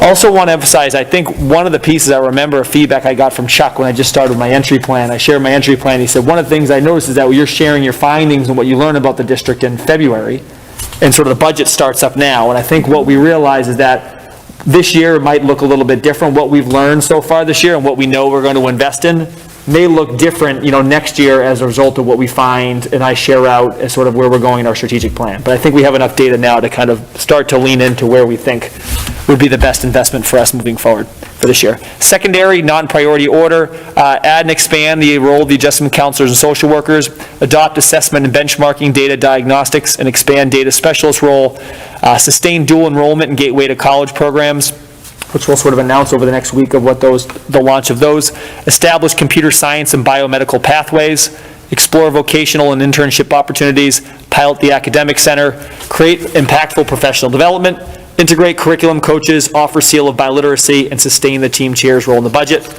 And then some district-wide ones, not in any order, increase EL supports and translation services, execute creative and robust recruitment, retention, and attendance strategies for a diverse and high-performing staff. Attendance strategies ties to what we were talking about tonight. Develop impactful training, mentoring, and planning time for teachers and staff. Enhance nursing support through increased support. Improve website, registration, master staff scheduling, and attendance systems and IT supports. Renew curriculum, content materials, and instructional leadership structure. Respond to committee's work and DESE self-assessment. Something we didn't put on there too is extending learning time for our students, whether that's through vacations, summer, tutoring, and also many people know we're also have started conversations with our union around the half day for Fridays and what that would look like too as an early conversation. So ways we could just use time more effectively too. So those are just some of the things that have popped up in conversations with from our sort of listening to various stakeholders across the community. I think over the next few weeks we're going to start to move the conversations forward on why we believe and why our school leaders and why our teachers, why our community members believe there's certain strategies here that are more situated for where we are. We wanted to provide that list sort of what we've been hearing. I'm going to go into the last two slides here and then we'll open it up to questions too. Last two slides too, so we know as a committee we've had conversations around this year of universal full-day kindergarten. So tonight in this budget you see that we've presented two possible scenarios that we think are ways to get us there. The first thing that we've talked about tonight is a glide path draft plan to absorb the cost of FDK in operating budget by FY26, right? So you'll see how we've done this is sort of outlining how we would reduce the tuition for full-day K over time until FY26 when we receive no tuition fee. We've also know this is, and I want to emphasize this, I think this is a priority for the committee. I've heard this from many people. Now I think the conversation is how, quickly and how do we move, what's the strategy to get there and all of those things. This is the path that might be, slower than the second path, which we outline here, which is obviously a different path to move forward, which is if we wanted to move to FY, a full, free tuition FDK and operating budget FY '23. To make this work, we would first, in FY '23, we wouldn't need to receive, I should go to second bullet. FY '23, we receive an estimated one-time funding of $1,833,000 from another source, and we wouldn't need any additional funding outside of that. That might be required in the other scenario. So I should have said in the other scenario, it's required still with this drop-off, although that we would be able to fund that out of our own operating budget over time. You see on there, it does receive a one-time $385,000 funding from another source outside of our own operating budget. So I should have mentioned that on this slide. Obviously, two very different pathways. Would like to say this is obviously the more aggressive pathway, right? So I think tonight what we wanted to say as part of our conversation, I don't think tonight is the night for us to debate the merits of full-day kindergarten. I don't think that's the purpose of the conversation. But I think knowing the committee's interest in full-day kindergarten, we wanted to put out two possibilities that we've explored, show our commitment of our sort of own leadership team of getting us there one way or the other, because I think as a leadership team, we strongly believe in full-day kindergarten. We think it is a urgent issue, and we think it's something that our community deserves, and I think we can, talk about that high level tonight if we get there, but I'll leave it there and kind of let the committee dive in on anything from the presentation or from full-day K. Chuck? I just had a question on a few questions on the first two slides. So where you mentioned, I'm sorry, where you, elementary. Sorry, Chuck. That one, okay. In the places where you mentioned, it's mentioned a couple places, ensure small class sizes. This is obviously just like the guiding principles for the budget, but I'd like to see that more defined, where it says ensure class sizes of 18 to 22 in K to 2. That's kind of what and the committee disagrees with me, but that's kind of that's been our guiding principle for a long time. And, to say ensure small class sizes, does that mean we're going to start creeping up to 23 or 24, or are we ending up with classes of less than 18? I think I'd rather see it more defined, that's all. Yep, I agree. I don't know, Sean, you were looking at me, you disagree with that, or? You were talking, so I was just, I will add, I did have a question around, is that intended to be a sort of a recommitment to maintaining sort of the class size guidance that we have, or is that we actually think we should be erring on the smaller side of that range and trying to get classes down closer to 18 than to 22? Is that, is that how you think about it? That's a great question. I think we've started having trade-off conversations with principals already, where you have those bubble years and what it would mean if you have 3 classes of 15 versus if you have, a class of, 23, 22, and what the trade-offs of sort of those would be. So I don't think we've made sort of put our foot down and said this is sort of the direction that we want to go consistently across the district. I don't think we're trying to make class sizes necessarily lower than the range that you said, nor are we committing to consistently going to that low end. I think what we said was trying to maintain a reasonable range, and the reasonable range, I think, Chuck, is sort of those loose guidelines that have already sort of been, I think, the standing tradition, I would say, of the district. And I think, I'm sorry, Tom. Go ahead. I think it's critically important at the elementary level that's loose guideline is defined. At the secondary level, I think that bullet was also in there. I really don't know what that is. I couldn't tell you right now what all the different class sizes are at the secondary level. They're all over the place. It's all over the place. So what does that really mean at that level? I don't know. So on this topic real quick, I'd also think we might want to think of it slightly differently. Instead of class size, it's adult-student ratio. There have been studies that the number of students in a class doesn't matter so much as the number of adults to the students in the class that matters. So let's think about that and maybe do pro-cons on that. So I want to make sure that yes, if you have 22 kids in a class with one adult, or you have 26 kids in a class with two adults, they actually get more attention with the two adults in that case, as long as the space supports it, right? So I want to make sure we don't push that out the door just for small classes necessarily, because it actually could be more maintainable and manageable. And having visited the classrooms a lot this year, as many of us have, I think I see a fundamental difference in the classes generally when there's a secondary adult in the room than when there's a teacher by themselves. That's my observation, but that's just one thing. I think a lot of staff would agree. Right, just continue with so I had another question. Now we're going to go to the kindergarten thing. I love the fact that you put pen to paper on this and came up with two ideas. This is great. And, I could, I have different opinions about both. I mean, I like both of them. And obviously with the aggressive one, that right off, depending on the, we maybe have to go to the finance committee for free cash amount for that.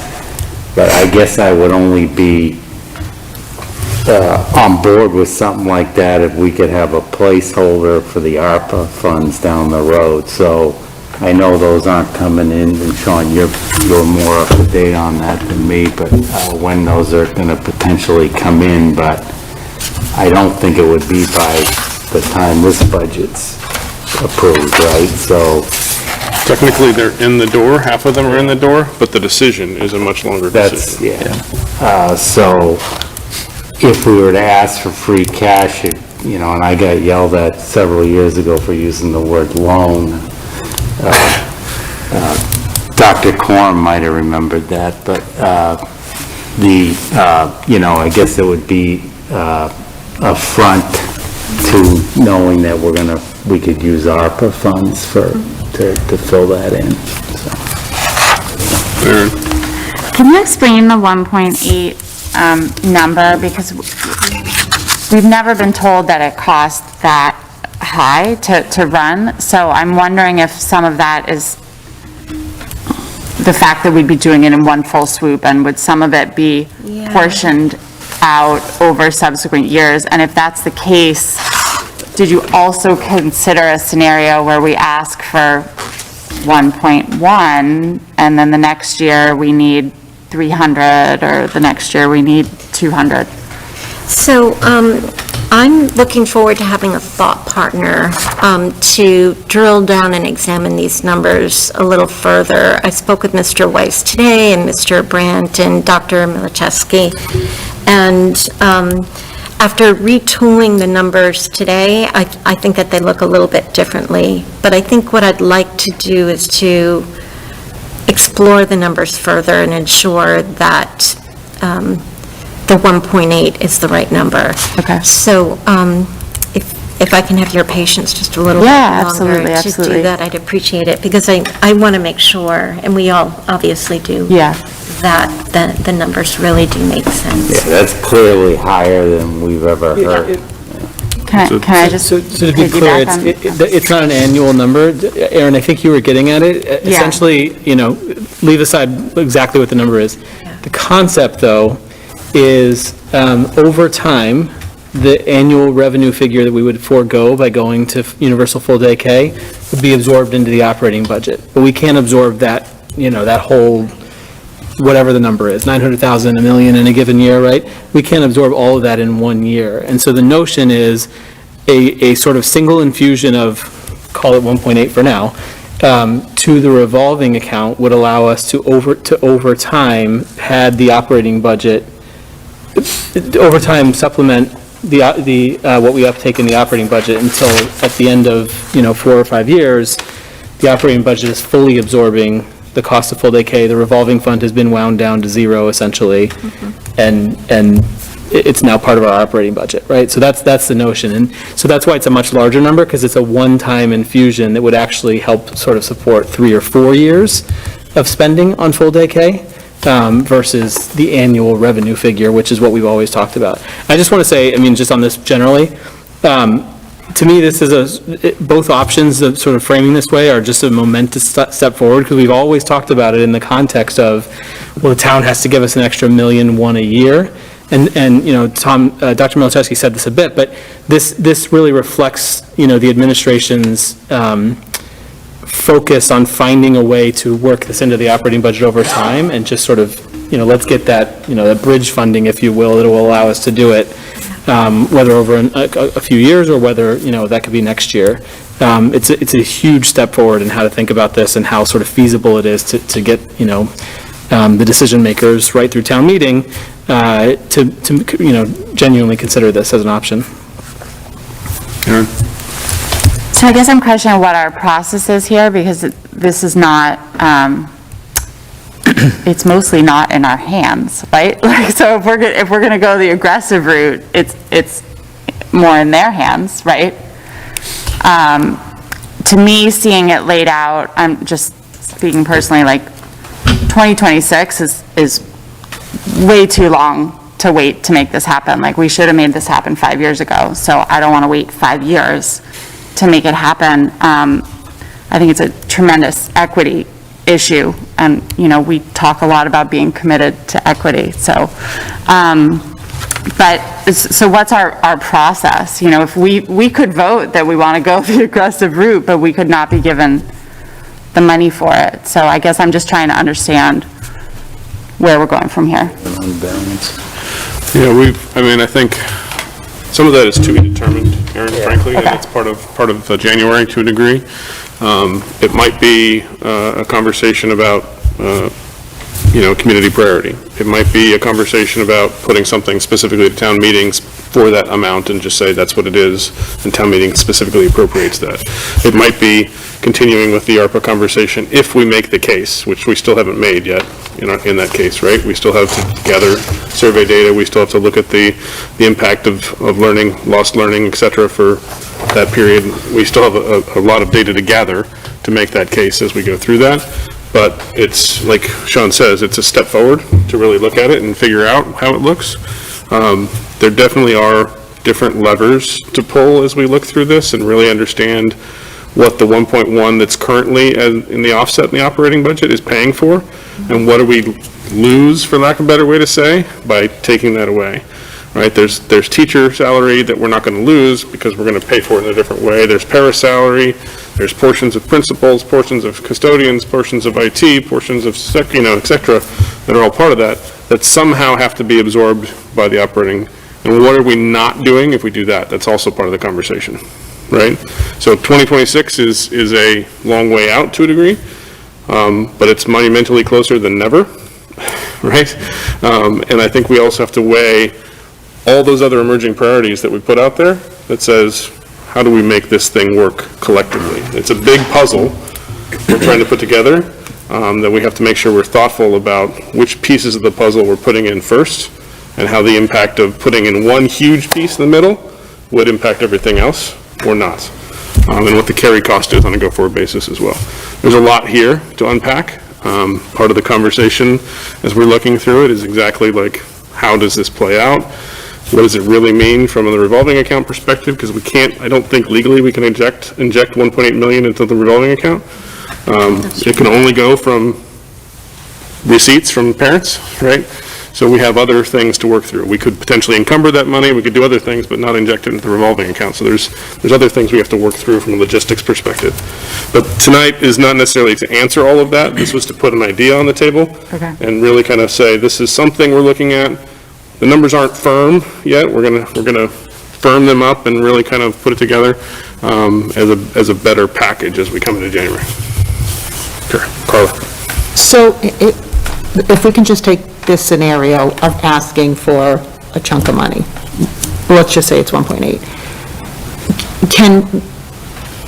With the same outcome, can we request that amount of money to come in multiple chunks? Can we make that, you know, if town meeting, if we request this, can town meeting give us that money over multiple years?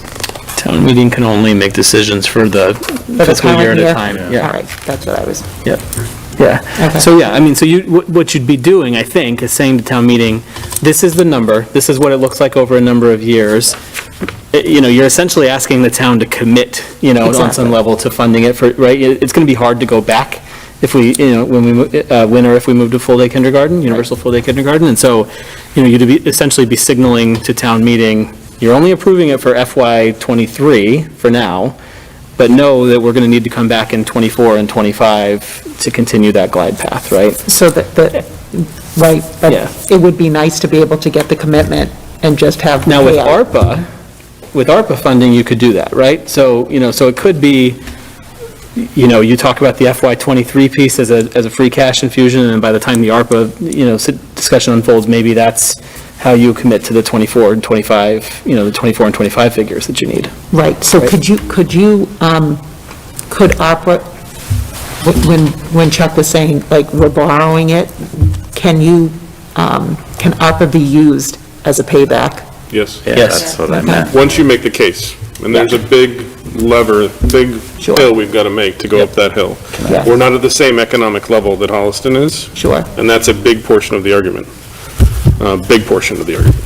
So That was a Chuck. question. Sean, when you looked at the Holliston debt, how did they do the glide path or Yes. Yeah. Well, not in the sense, I mean, they did the glide path in the sense that they were absorbing it into their operating budget over time, but they flipped the switch to go to universal full day. And in fact, they did it in July or August for this school year, right? So they got rid of the fee right off the bat? There was no They made one gradual- decision to commit the ARPA funding and stopped charging tuition, yes. Yes, but the ARPA funding is a glide path ARPA funding. Right. Right, so they would do 600,000, 400,000, 200,000, or 800, whatever the numbers were, over a 3-year step down to build up the operating budget over a 3 or 4 year period. But they also, as I said, they're like 43% economically disadvantaged, they have a different profile. Yeah. It's an interesting use case, it's definitely something we needed to know, but we have a pretty large level to get above to say that full-day kindergarten in Reading qualifies for ARPA. Oh, okay. Just want to say one other thing too, is I think, I just want to make note too, that the FY '23 tuition, that marks a reduction from what we're in FY '22 right now, which is right around 4,500 too. So I think we just wanted to make note that we, as a sort of within our operating budget, feel that this is a need, is such a priority for us, that we feel that in this, proposed in this proposal right here, we would drop that fee by $1,500. And I think without getting into the nuance of what the argument is for FDK, it's that we spent a lot of times just in half-day and kindergarten, full-day classes this year, and I think there's a difference in the experience, there's difference in the outcomes, and there's difference in sort of where students are coming in because the context we're in with the pandemic. So I just want to say, we see that reflected right here in this, proposal that we put on with the glide path. We didn't think we could do more in this budget without making sort of an impact on some of those other priorities that we know we want to move forward, but we did want to, at least in this conversation, make it known that we are trying to show sort of our commitment to this, and that this is a priority for us, and this is especially a priority for us in the context that we're in with student needs. So I'm really glad that the committee's engaged in a conversation about just the possibilities and priorities and trade-offs. And I mean, I know that this is a shared priority for the community. I just know that there's multiple ways we can get there and trade-offs that we need to consider as we think through it all. But I'm glad that we at least had an initial conversation tonight to get the ball rolling. Tom, so I think you might have just answered my question. So when you were formulating this glide path, were you putting on another piece of paper things that are going to have to make up that? Were you thinking about where that was going to come from, someplace else in the budget? Those numbers, or we're just not there yet? Or? I mean, there is another option that's not up here, which is do nothing. Yeah. Right? There's another option that we charge $4,500 again in FY '23.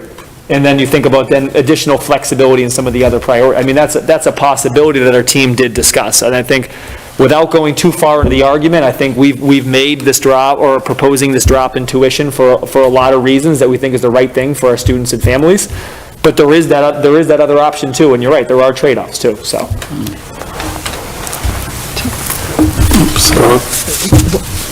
Chuck, when I was thinking of that earlier on, I said, okay, so how do you actually, you're going to have this step down, but how do you actually incorporate it to that budget, right? How do you absorb that cost? And a lot of people are going to ask, well, what are we going to give up? Like, what about our older kids? And the way I look at it, and the way I see the district going, is for like simple things, right? We talk about like simple changes. At the high school, by offering regular ed supports to kids, reading and math workshops and writing workshops, you're taking kids who would have normally been put into special ed, and you're not putting them into special ed. You're giving them the services in general ed or in regular ed. That's cutting down your special ed budget. Those kind of incremental changes is how we're going to be able to fund this in the budget. That's how I look at it. But But that takes time. Exactly. Budgets are year to year. I understand that, but by, regardless of which way you go, let's say we're going to go with asking for the full amount, it's still an incremental change, so to speak, because we have that money, but it's as we start the cost savings on the other side, you're giving yourself your glide path or your few years to do that. So just real quick, it's 10:45, we have a few more things on the agenda, so Sean will give you last word for now, and then we'll... Yeah,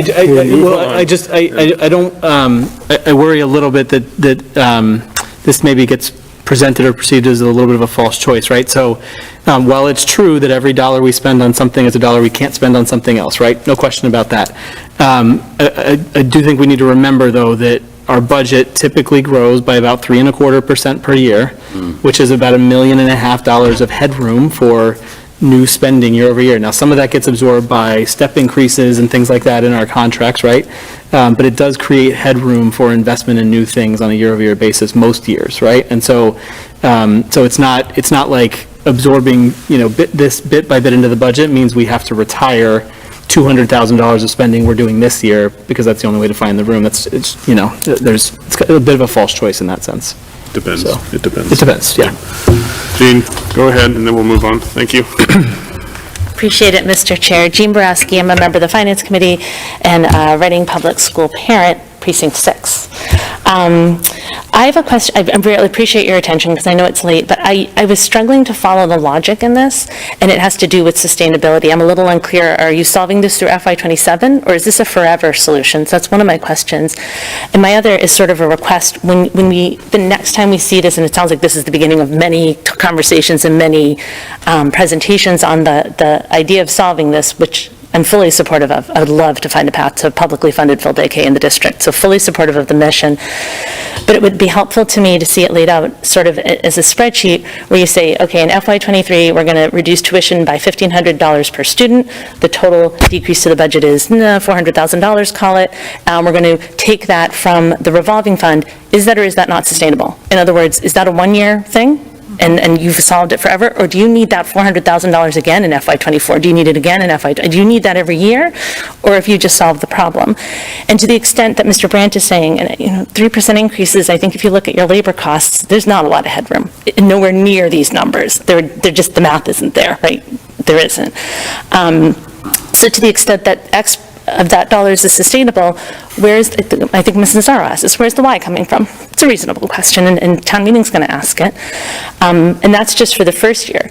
In year 2, $400,000 of ARPA fund, clearly not sustainable. So in year 2, are we looking at a $400 delta or $800? Because I think it's $800, but I may not be following your logic, but I think that'd be really, really helpful if it was sort of like FY23, total amount of reduction in tuition, where that money is coming from, whether it's sustainable or not. FY24, total amount altogether, and is it sustainable? So we can get a picture of how much of it, at the end is FY27, how much of this funding is sustainable and how much isn't. So we have a clear picture of what isn't sustainable, and then we can have a great conversation about, where that money is going to come from. So that's just sort of my request, to lay it out year by year and have some clarity around what's sustainable funding and what isn't. Thank you. Thank you, Jean.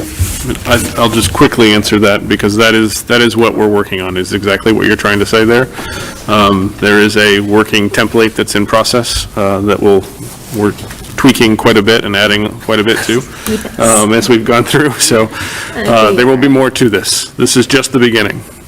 Welcome to the ride. Thank you, Gene. That's good feedback. Thank you. Okay. I'm going to move again that we take an item out of order while we have our FinCom members here, and that is item E8, the ARPA School Committee Representation on Finance Committee Subcommittee. Do I have a second? Second. Seconded by Sean. Any discussion? Seeing none, discussion? no, I was great. All in favor? All opposed? All right. So the background here, and we do have chair and vice chair of the committee here as well, so they can chime in or correct when the time comes. The FinCom did establish a subcommittee after consulting with the town manager and town council on November 4th, and they have appointed their first three members, or their three members of the seven-member committee as of their last meeting, I think, which give or take a week ago, maybe, give or take. So Ed, Jean, and Marianne Downing will be those members. And they have asked us to have a discussion about who we would want to assign as our members. Per our policy, subcommittee assignments are the chair's responsibility, which we follow with the ad hoc HRAC process as well. But I did want to get feedback from others in the committee who's interested, who wants to. And I think it's important to note as well that all of these meetings will be open meetings. They will not be behind closed doors or any way, shape, or form. And the actual representation or suggestion that I heard at the meeting was that we post for them as a school committee if there's going to be a quorum that would want to attend anyway. So it's just a matter of who the official names are. But I just wanted to open the conversation that way and see if anybody had any immediate thoughts. I would be very interested. Okay? Me too. Okay. Anybody else? Okay, I'll be very interested as well, so we'll have to work that through and figure out what we need to do as well. Historically, this kind of, when Chuck wouldn't keep me honest, but when you did, it wasn't officially a committee like this, but when you did the conversations around the override, it was chair and vice chair conversations. Is that right? We never had any committees. It wasn't a committee, but you had meetings with the town manager and the superintendent. Something like that. Okay. I'm going to say that we'll stay with the chair and vice chair side of it, and it'll be Sean and I, and we'll appoint that, but everybody's welcome to attend, obviously, and we'll move our way from there. So we'll move like that. Anybody, 10:52. There's two items left on the agenda. One, I think, that needs to be done. The rest is pure data. We've seen it before. So I'm going to move that we take item E7, the FY22-23 preliminary school calendar review and approval out of order. Do I have a second? Second. Seconded by Sean. All in favor? All opposed? Passes 6-0. Thank you, Jean, and Thank you. Ed, and Thank Jeff, you. and Mark. Thank you very much. So, Dr. Milczewski, do you want to introduce this? Yes, so you'll see in your packet a preliminary draft of the 2022-2023 district calendar. Couple things on this. First, this is predominantly a rollover from everything from this school year calendar, with minus just a couple of small things here and there, but there's no major changes on here. Also, you see the format's different. We tried toying with a different format. Thank you to Samantha LaPierre for putting this together to try to be a more user-friendly format. Also, we just shared this with our teachers union. They're in the process of looking this over, looking for any, feedback, any mistakes that they see on here too. So whatever feedback you all have tonight, I'll combine with the feedback from what I'm hearing from the teachers, and then bring a more polished draft that reflects your feedback ASAP to a meeting for approval. So so initially tonight, looking for some initial thoughts, feedback on where we are. So two things. I'm curious about keeping the kindergarten screening after the first day of school for everybody else. I heard from many, many parents who hated that this year. So I was surprised to see that reflected that way. I believe this was the first year that happened. Like, K-screening always happened in the spring. And I think there was the occasional school that did it before the first day of school, but they just didn't like, especially if they had an older child, like, they just didn't like their kindergartner not starting on the same day as their other children, or if there's childcare or whatnot. Like, it just seemed to cause a lot of headaches. So I was surprised to see that, and I didn't know if that came from principals and kindergarten teachers preferring it that way, or if it was just because that's how we did it this year. So I wanted to give that feedback. So my answers, given the time, will be a little bit quicker, and then if you want to push on me to add more, feel free. So that was a conversation with principals, and they had felt that from their conversations with teachers, it gives more time for students developmentally to get a better picture of where students are. But if there's continued feedback that you want me to share back, let me know. Okay. But that came from principals. Okay. My other comment, and Tom, you and I discussed this briefly, but was the possibility of making December 23rd an early release day. Was that something, school hours-wise, that we could look at? We had a letter from a teacher outlining just all the neighboring communities that have December 23rd as a half day, and the benefits for students and staff, social and emotionally, and for other benefits. So our team's looking at that, calculating time on learning hours and things like that too. So thank you for sharing that. We'll continue to look into that. Okay, thanks. Anybody else? Sean? So I agree with Aaron. I think, losing, so many days of kindergarten, especially when we're in a paid kindergarten model, strikes me as something we should sort of try to find a more creative solution around. I get the point of wanting to do the screening closer to the beginning of school. That makes sense. So if there's, any other way to accommodate both objectives, I think that's something we should kick the tires on. I think the reason we did it this year primarily was because we didn't want to do screening in the spring of 2020, right, when we were, right at the beginning of the pandemic. So I'd love to sort of revisit that one if there's a way to kind of accommodate both objectives. Help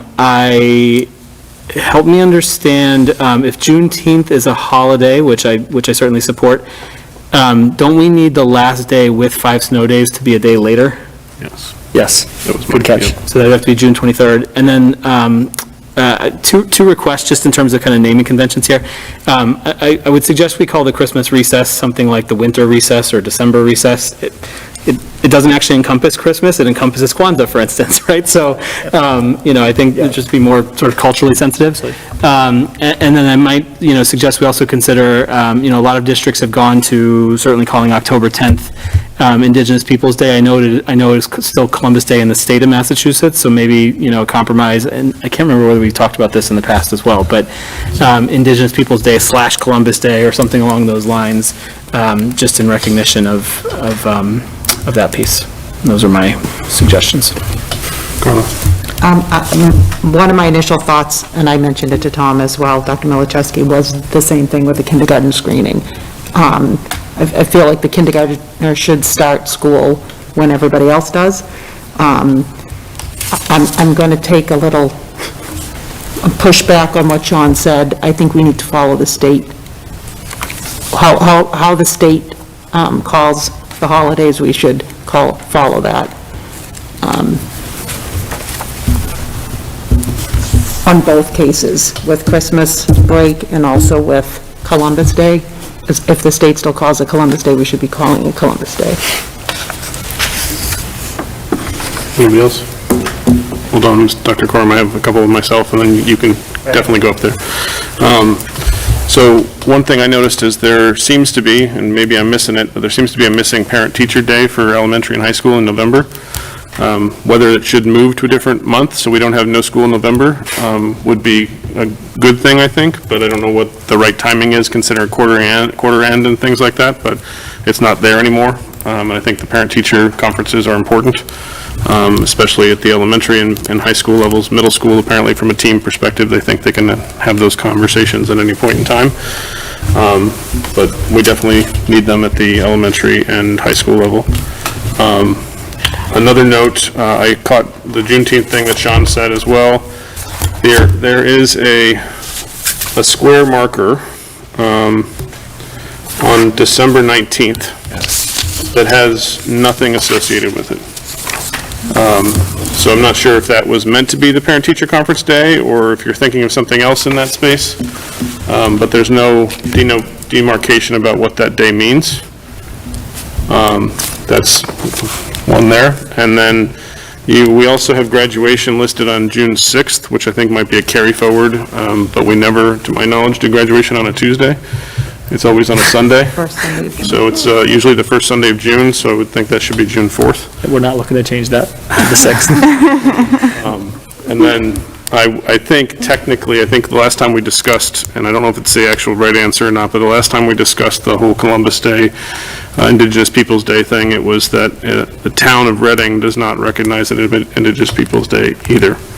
So it's a town thing in addition to a state thing. So we should follow whatever the date is.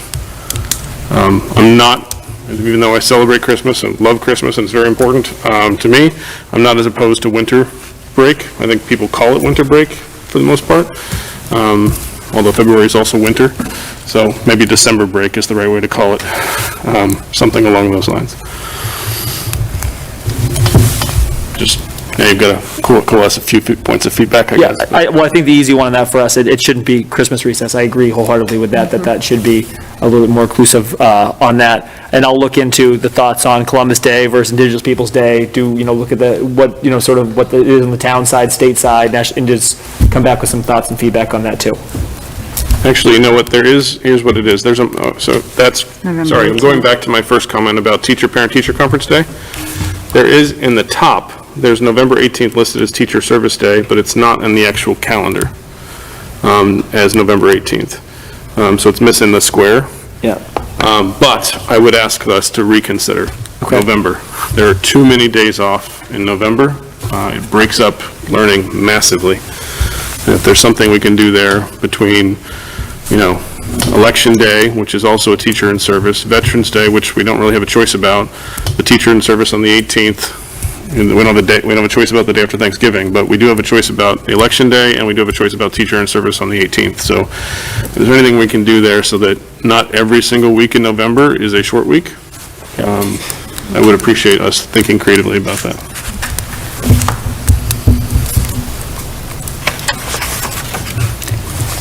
Sarah, do you have some? Yeah, just a quick one. It could be because it's 11 PM and I'm probably half asleep, but is there a key that I'm missing for the different shapes?